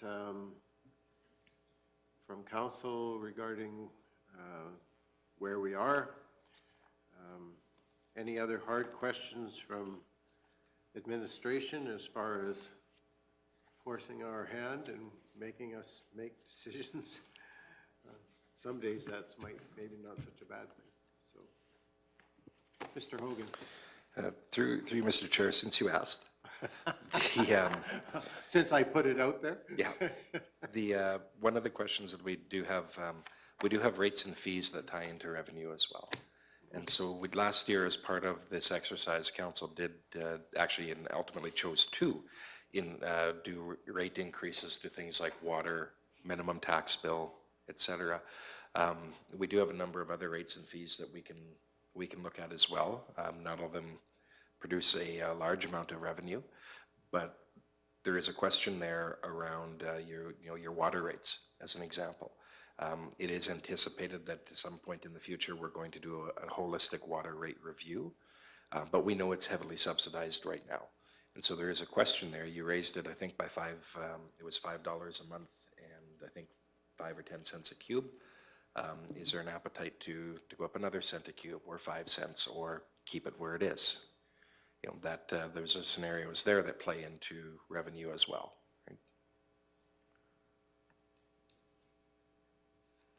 Councillor McGee. Yes. Yeah, I'd like to see it increase, at least 5 cents.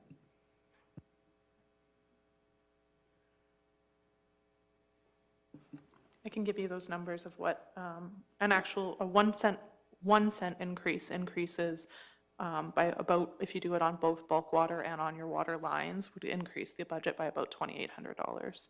So a 5 cent increase is 5 times that. If I plug that in, you're looking at another 14,000. Yeah, exactly.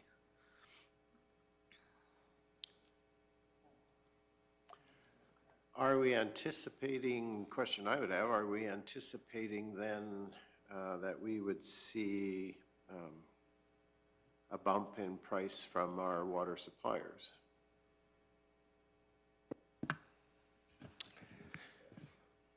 Through Mr. Chair, we can anticipate, we don't know what that increase will be. Aqua 7 is still waiting on a number from Drumheller to make their final calculations, but we can anticipate that there will be an increase there of at least a few cents per cube. Okay. And we've seen, go ahead, Councilor McGee. So to be clear, I mean 5 cents over and above whatever increase is brought down. Okay, so if we saw a 3-cent increase from Aqua 7, Absolutely. then you would be looking for an 8-cent. Yeah, that'd be my perspective. We have to face the truth. Water is tough. It's very expensive. We gotta deal with that as your reality of living life. Do you have any idea in terms of what our water fee, our rate, compares to our neighbors and the people that we compete against as far as drawing business? Do we know those numbers? Through Mr. Chair, that's an analysis we'd have to do. Okay, so maybe that's something for the next meeting. One of the whole things about economic development is cost of water, for sure, and we have to be somewhat competitive, although we don't have to totally give it away either, so. Councillor Christie? Just a question. We use bulk water for our spray water on our farm. It appears there's an increase of other farm trucks using that water. Is there any indication of increase on that bulk water sales? There has been some small increase in terms of water usage on bulk water, yes. I would have to do a little bit more analysis on what the numbers between last year and this year are. Okay, thank you. So are you looking for that number, or?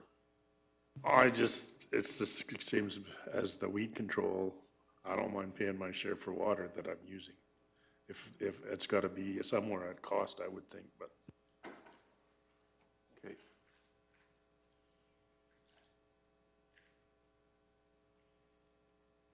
All right, any other, Councillor Phopes? So if you raised the base rate by $1, what would that bring in on revenue? Through the chair, that equates to about $10,000 per $1 increase on the flat rate.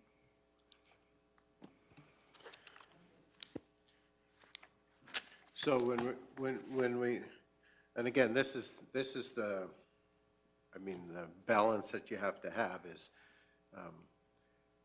a small increase on water doesn't bring a lot of revenue, but it sometimes can have a fairly major impact on the people paying the water bill.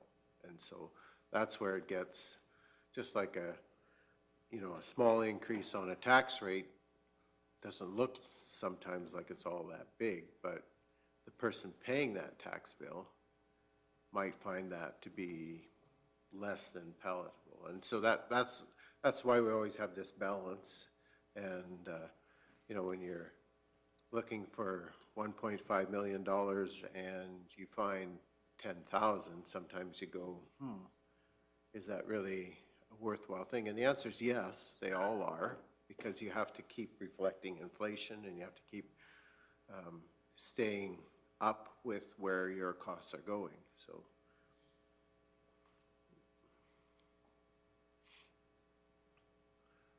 So how many properties do we have that are receiving a minimum tax? Do we know that number approximately? Yes, it's about 950, 950. which includes a farm like smaller properties too. Yeah. Okay. So it's slightly less than $2,000. Isn't that right? If we increased it by 25. No, it's more than that. Yeah, my math is way off. It's about 23,500 if you increased it to 150. Okay, yeah, my math is off by a ways. Thank you.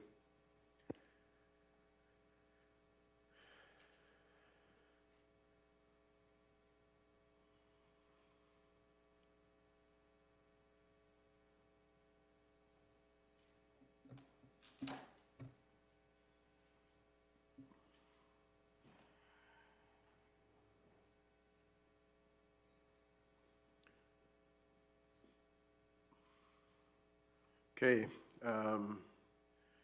Mr. Hogan, did you have any other hard questions from administration? Since we asked earlier.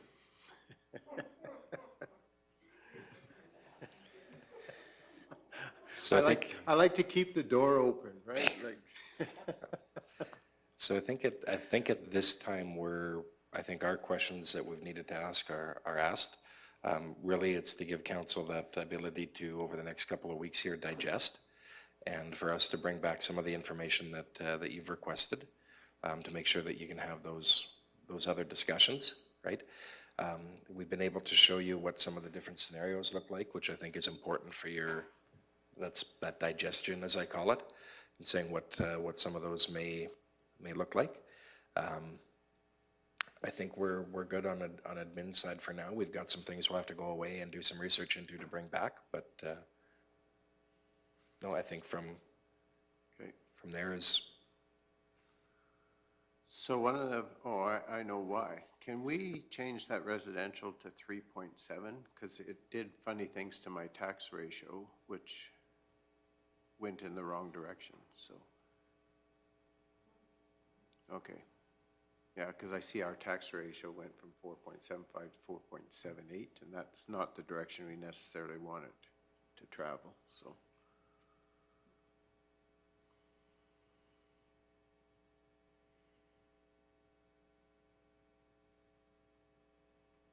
All right, so have all your questions are out there on the table? Councillor McGee. Last year, you were kind enough to print off this guess. Could you do that again for us to bring back, just for us to remember how it all worked for our next meeting? Through the chair, absolutely. I can have that to you before you leave today. Would you like me to also do one as a 1% across the board so you know that number too? 1%.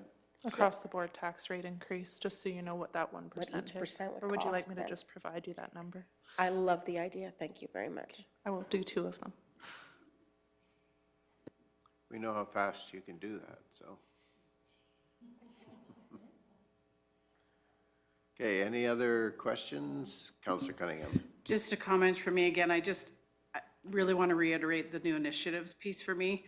I know we kind of look at what rates can we increase, what taxes can we increase, and I just want to, as a county, what can we live without, what can we operate without? So that information is going to be very important to me to make the further decisions going forward. So look forward to that.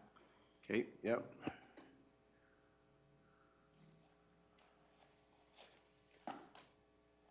Any other questions?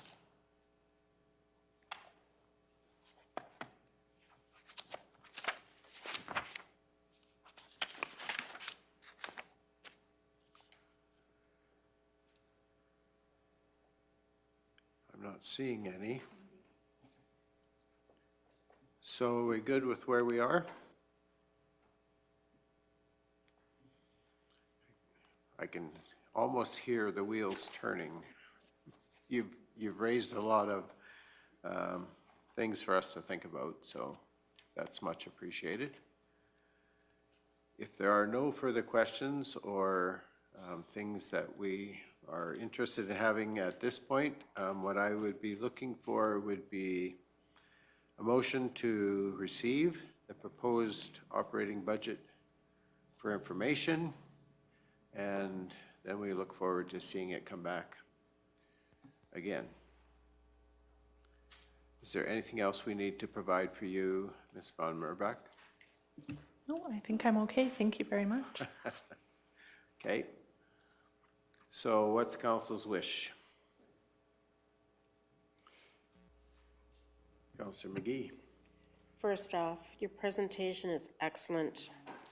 The booklet's excellent. Thank you. I have never felt so well prepared for this day as this year, so thank you very much. Very well done. And having said that, then I would like to suggest that council receive the 2024 proposed operating budget for information. Okay, so we have a motion to receive for information. Any further discussion, questions, comments? I'm not seeing any. So again, thank you.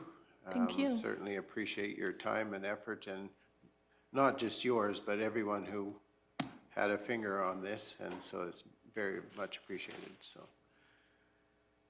Seeing no further comment, I'm going to ask the question. All those in favor? And that is carried unanimous, and thank you. Thank you. We'll see you again.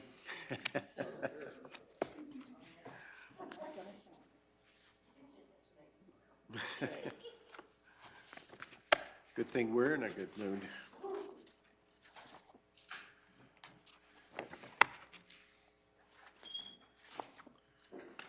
All right, the next item of business on our agenda is 7.1, which is the 2023 Christmas closure. So, Ms. Vanderkoel, are you taking this one? Yes, I'll take this one. I bring you today the 2023 Christmas closure. We're recommending council to receive this report for information. The Christmas closure was prepared today by following the Kneehill County Human Resources Policy. The county will be closed continuously between Monday, December 25th to Tuesday, January 2nd. The last time this item was brought to council was asked to bring forward other closures that the Christmas break might have effect with. With that said, the Kneehill County transfer stations will remain open as usual, except for December 26th for the Boxing Day stat holiday. On this day, Linden and Three Hills transfer sites will be closed. The garbage collection schedule for hamlets will remain unaffected, and it will continue on its regular collection days without any disruption. Communications on Christmas closures will be communicated prior to this event and in newsletters, social media, and website. That concludes the 2023 Christmas closure agenda item. If there are no questions, we recommend council to receive this report for information or direct administration for further information. Okay, are there any questions? So we'll be closed from Monday, the 25th to, and then back in business on the 2nd of January. That is correct.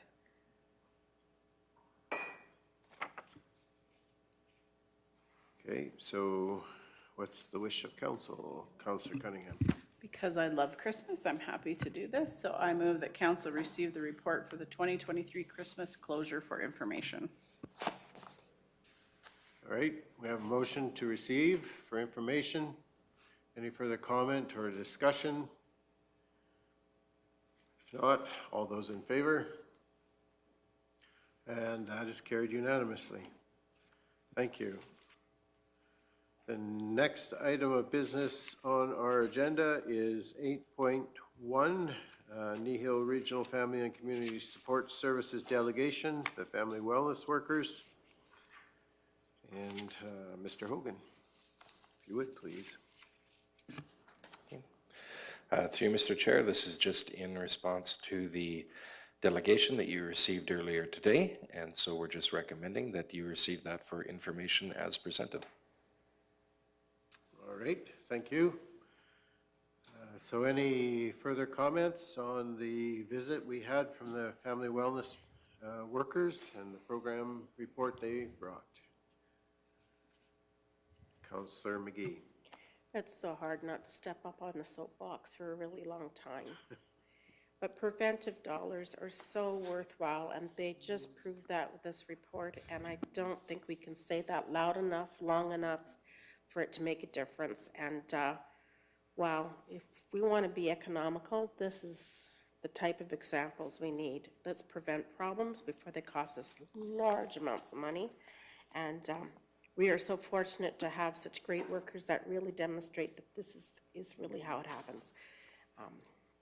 Having said that, because I'll keep my soapbox shorter,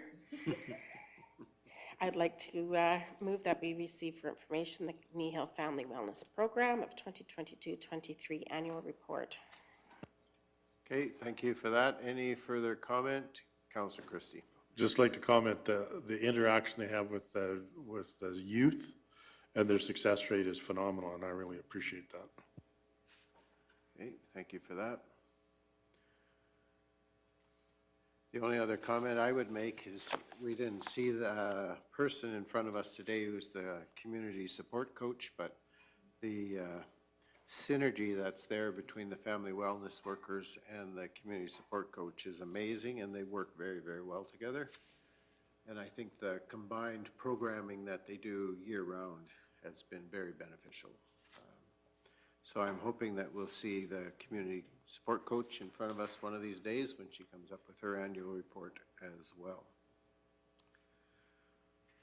Okay, we have a motion in front of us to receive for information the Family Wellness Worker Program Report. All those in favor? And that is carried unanimously as well. The next item on our agenda would be 10.1, which is the, 9.1, council and committee reports on the Rural Municipalities of Alberta Convention that we just recently attended last week in Edmonton. And so anyone has notes or comments they would like to share, this is your opportunity. I believe we were all there, so, and from what I saw, we were all paying attention, so. Councillor Cunningham, go ahead. Yeah, and thank you, Reeve, for catching that, because I think all of us were still a little asleep this morning when we were about to let that slip by, so thanks for the opportunity on that. Highlights for me, Councillor Forbes and I had the pleasure of meeting with K Division, including Deputy Commissioner Curtis DeBlanque and other members of the Alberta RCMP and provincial justice representatives. Won't tell you about our whole meeting, but first and foremost, we wanted to thank them for all the work that the 5 detachments do in our area. I could speak to them mostly through the Three Hills detachment because I am on the board there, and the engagement that they're doing, riding their scooters around town, Soapbox, Derby, and Delburn, the youth academy they hosted has just been amazing. So that was first and foremost for us, was to give thanks for all that they do. We did speak to them a bit about the need for more members and what they plan on doing with the numbers coming down, and of course people retiring or leaving for whatever reason. They did report to us that they have a very robust campaign of recruitment going on, and they're very confident that that's going to bring some members for them, so that was good. We did really address the issue of catch and release, and of course that is something that I believe they probably heard all day. Now we know there's only so much they can do about that, so there was, like I said, there was a couple of people there from the Alberta Department, Justice Department. They have reached out to me and said they are going to give us more information, so I will bring that forward when we get that. So it was a great meeting. They were wonderful, and yeah, I was happy to do that. The rest of the RMA, I could talk for hours about the RMA. I love it. The opportunity to hear from ministers, to ask questions, the networking with the other municipalities is so valuable. The Quasi-Judicial Review Committee, I loved hearing about the work that they did, the NRCB, AUC, AER. That was just excellent. So, and I just wanted to say thanks to the county for allowing myself, I know other people do it too, but I was able to finish my elected official education program, and I was honored to receive that from Minister McIver. So I just want to say thanks to the county for allowing us that further education piece. And I'm just going to sneak this in, sorry, Reeve. Didn't mention, I just want to give a shout out for me personally to the Three Hills Legion for hosting Remembrance Day services on the weekend. It's always an honor, privilege to participate. And I just want to say something that was so neat. There was a youth hockey team in town. There was some tournaments going on, and it was a youth team from Lethbridge, and they came and attended the Three Hills service, went outside and were at the cenotaph. And I just have to say, like, so many of us were just, I guess we worry about the world and what's going to happen going forward, and it just kind of restored faith that these kids were there and they were so respectful, and that they took the time from a tournament to come and attend Remembrance Day service just meant the world. So yeah, thank you. Thank you for that. Any other councillors wishing to comment on their experience at RMA and or other topics? Councillor Forbes. I'll go down the meeting with the RCMP as well, K Division. They were delightful. They did mention some numbers, that Depot had 8,000 in their national queue, but after the pandemic, they had 4,000 members. So that cuts their members in half. That's a little bit of a pill to swallow. Another speaker we had at RMA was the Alberta Airports Management Association. They are championing and advocating for rural airports, facilitating networking and education for rural airports as well, and being a resource of knowledge for rural airports. So I think sometimes we get lost in the rural part of the airport, and since we have one, we had another speaker, Anna Marie Tremblay, spoke about silence and how amazing it is for who we are as people if we could just stop and listen to what the other person is saying without having an answer while they're speaking. So there's some really, and of course the networking with the different municipalities all over Alberta. We're not alone, you find when you go to these. As a municipality, everyone kind of has some, I mean, our issues might be a smidgen different, but they really, as a whole, we're all in the same boat. Inflation is harming a lot of people, so. Thank you for that. Go ahead, Councillor McGee. Thank you. I agree with everything that's been said. I wanted to add to the keynote speaker's message there. I really appreciated what she had to say. She had a lot to say, and there was, but especially after looking at this budget, I love that she also said, look deeper, try things you've never done before.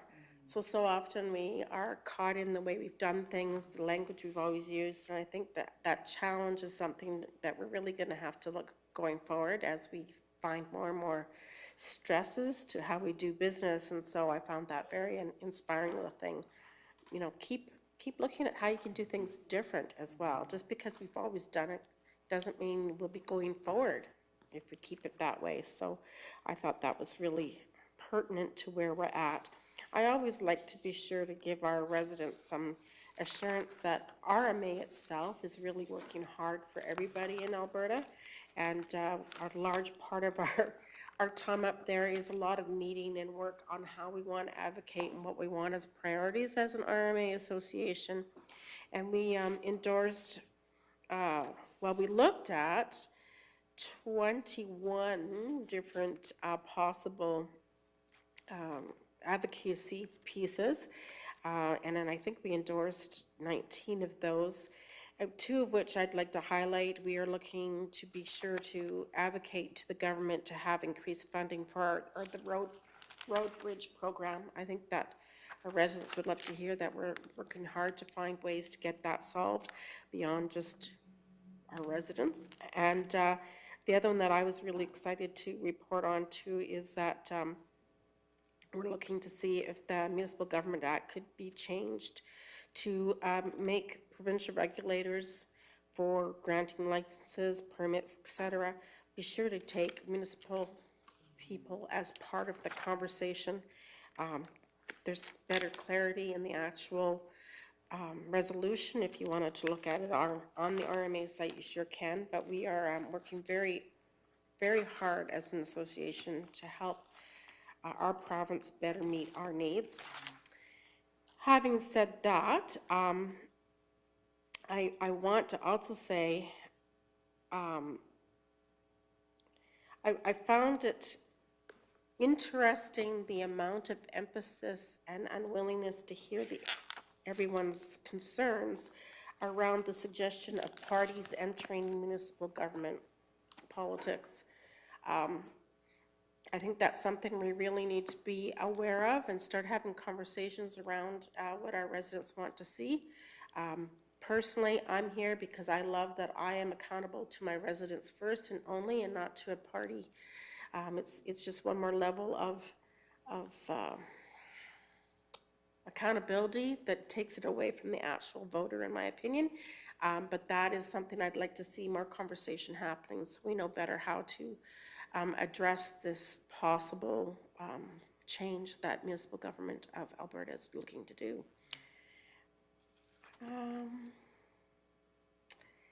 I also, though, think it's worth recognizing that our president, Paul McLaughlin, recognized that the premier of today and her government are doing a great job of working within hearing RMA in comparison to past years, and that's greatly appreciated. I think that was a very encouraging thing to hear from him.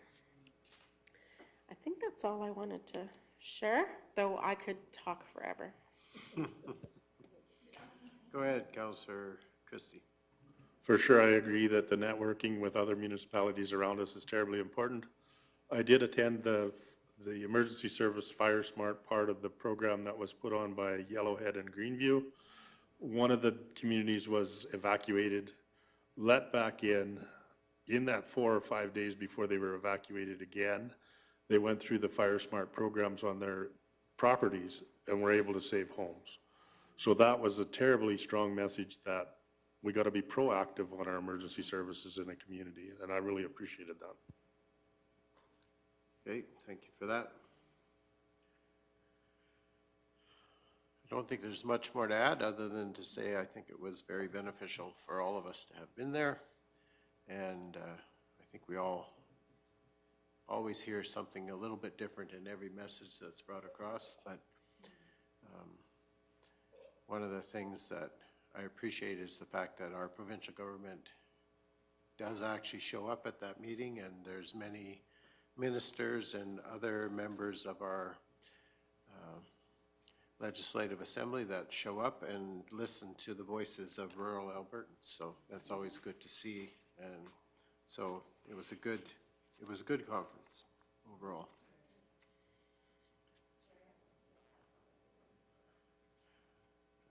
Deputy Reeve Whitstock, did you have anything you wanted to add?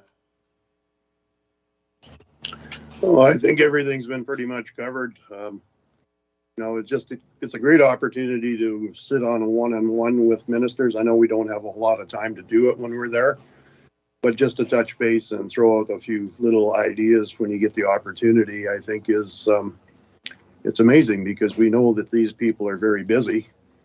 And I mean, it's just refreshing to know that they actually care what we do. And I applaud them for that. And I applaud them for what they do. Thank you for that. All right. Councillor McGee. I just wanted to add, since we didn't do that, I want to, on behalf of, I would suggest all of council, say thank you to the 3 members specifically who got up in front of the mic and challenged our panel of ministers with some very direct questions and some very clear points that are very pertinent to our community. I think you've already seen some results in getting feedback as well. So that in itself, I think it makes it very productive, getting some hands-on answers and some very clear voices heard. So thank you to Councillor Lurley, Councillor Carey, and Councillor Reeve King. All right. If there are no further comments, I'd be looking for a motion to accept the council and committee report as information. Councillor Forbes. So moved. Okay, so we have a motion to accept for information the council and committee reports. Any further discussion? Seeing none, all those in favor? And that's carried unanimously. Thank you.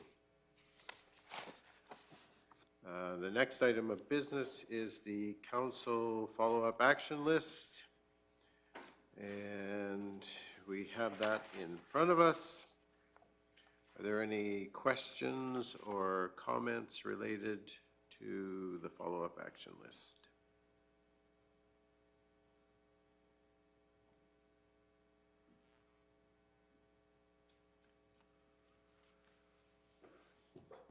Councillor McGee. It's not on the list, but I have realized that we do not have someone attending the Drumheller and District Solid Waste Management Association meeting on Thursday. What's really interesting is there is a tour first for anyone who wants to, that's not required but available. At 10:30 in the morning, you get to tour the entire site and see what this is all about, which I think would be fascinating. And then it would be their first meeting as a new organizational group at 1:30, and elections would be happening. With our councillor representative being away, I am then the alternate, and I unfortunately am called to service at the Cape AFGM. So we have two very significant meetings on the same day, and unfortunately, at this point, we haven't filled that position. Proud to say that our councillor Penner has given her notice that she's willing to continue to work on the executive, and has delegated someone to bring that forward on her behalf in a letter form. So she is being representative by letter and council, other board members. But please know, I think it'd be really great if one of you at all have the time for this Thursday, 10:30 in the morning and then 1:30 in the afternoon is the meeting. Okay, thank you. I was remiss in remembering that. So we are looking for someone who could potentially represent Kneehill County on that meeting on the 16th. Do we recall the time again? Sorry.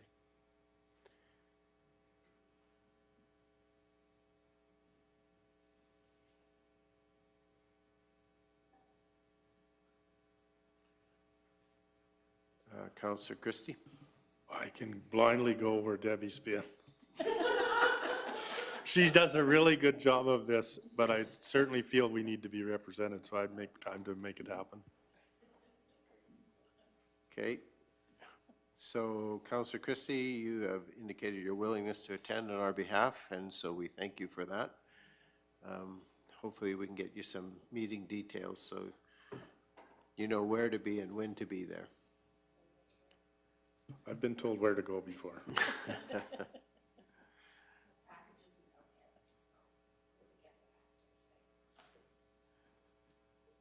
Councillor Forbes.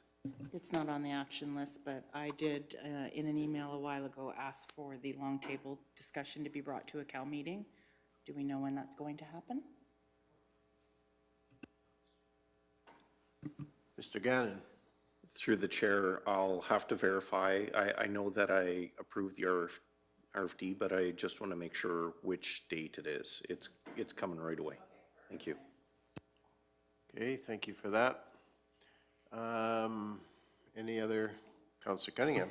So just me again asking about that 15 to 20-year capital equipment plan that I have some people looking for. Just wondering if we know an estimated date for that.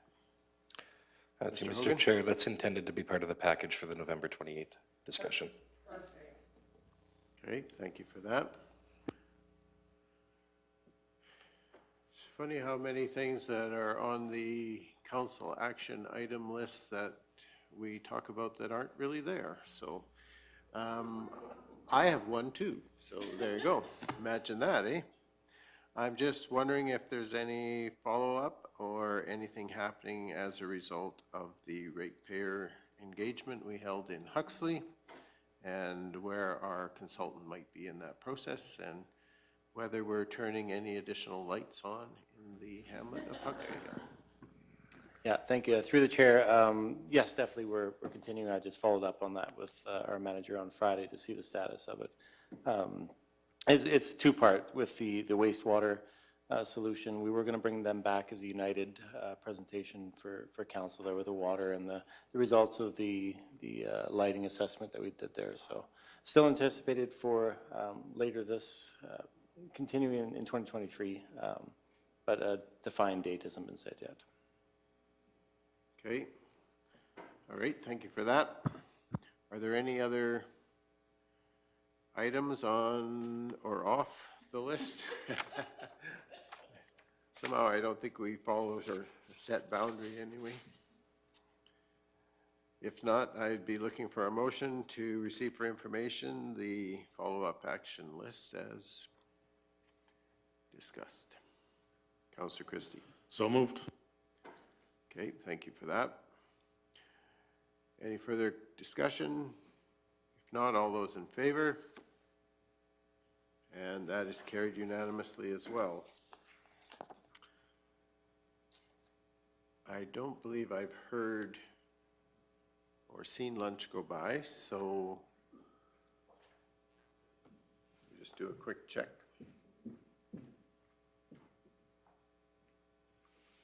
Okay. So our next item of business would be a closed session item, FOIP-Section 19, and confidential evaluations. So I would be looking for a motion then to go into closed session. Sorry, Mr. Hogan, you have a comment first? I just had a notice pop up on my screen that lunch is here now. Oh. Okay, well, Mr. Gannon. Sorry for the interruption. I just want to answer the question. It is planned to be at the November 21st meeting. Okay, thank you for that. Ask and you receive. All right, since lunch is here, I'm going to recess the meeting and we'll come back and complete. We have an AUC presentation at 1. Is it 1:30? Okay. So we're okay to be back here for 1 o'clock? So we'll recess to have lunch and resume at 1. So we're recessed.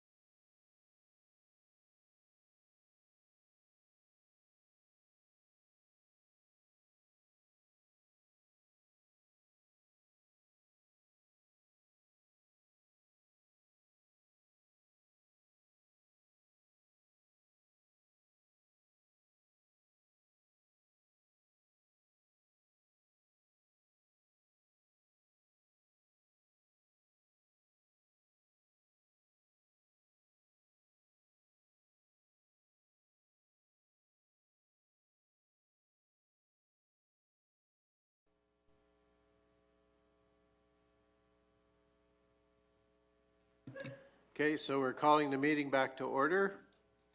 And the point in time that we are in our agenda is closed session, and that's FOIP-Section 19, confidential evaluations. I would need a motion to go into closed session.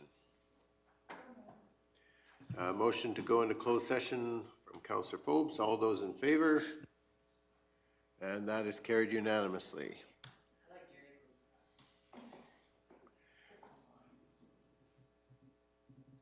So I guess this would be just Mr. Hogan and council at this point. Yeah, thanks for coming. We'll invite you.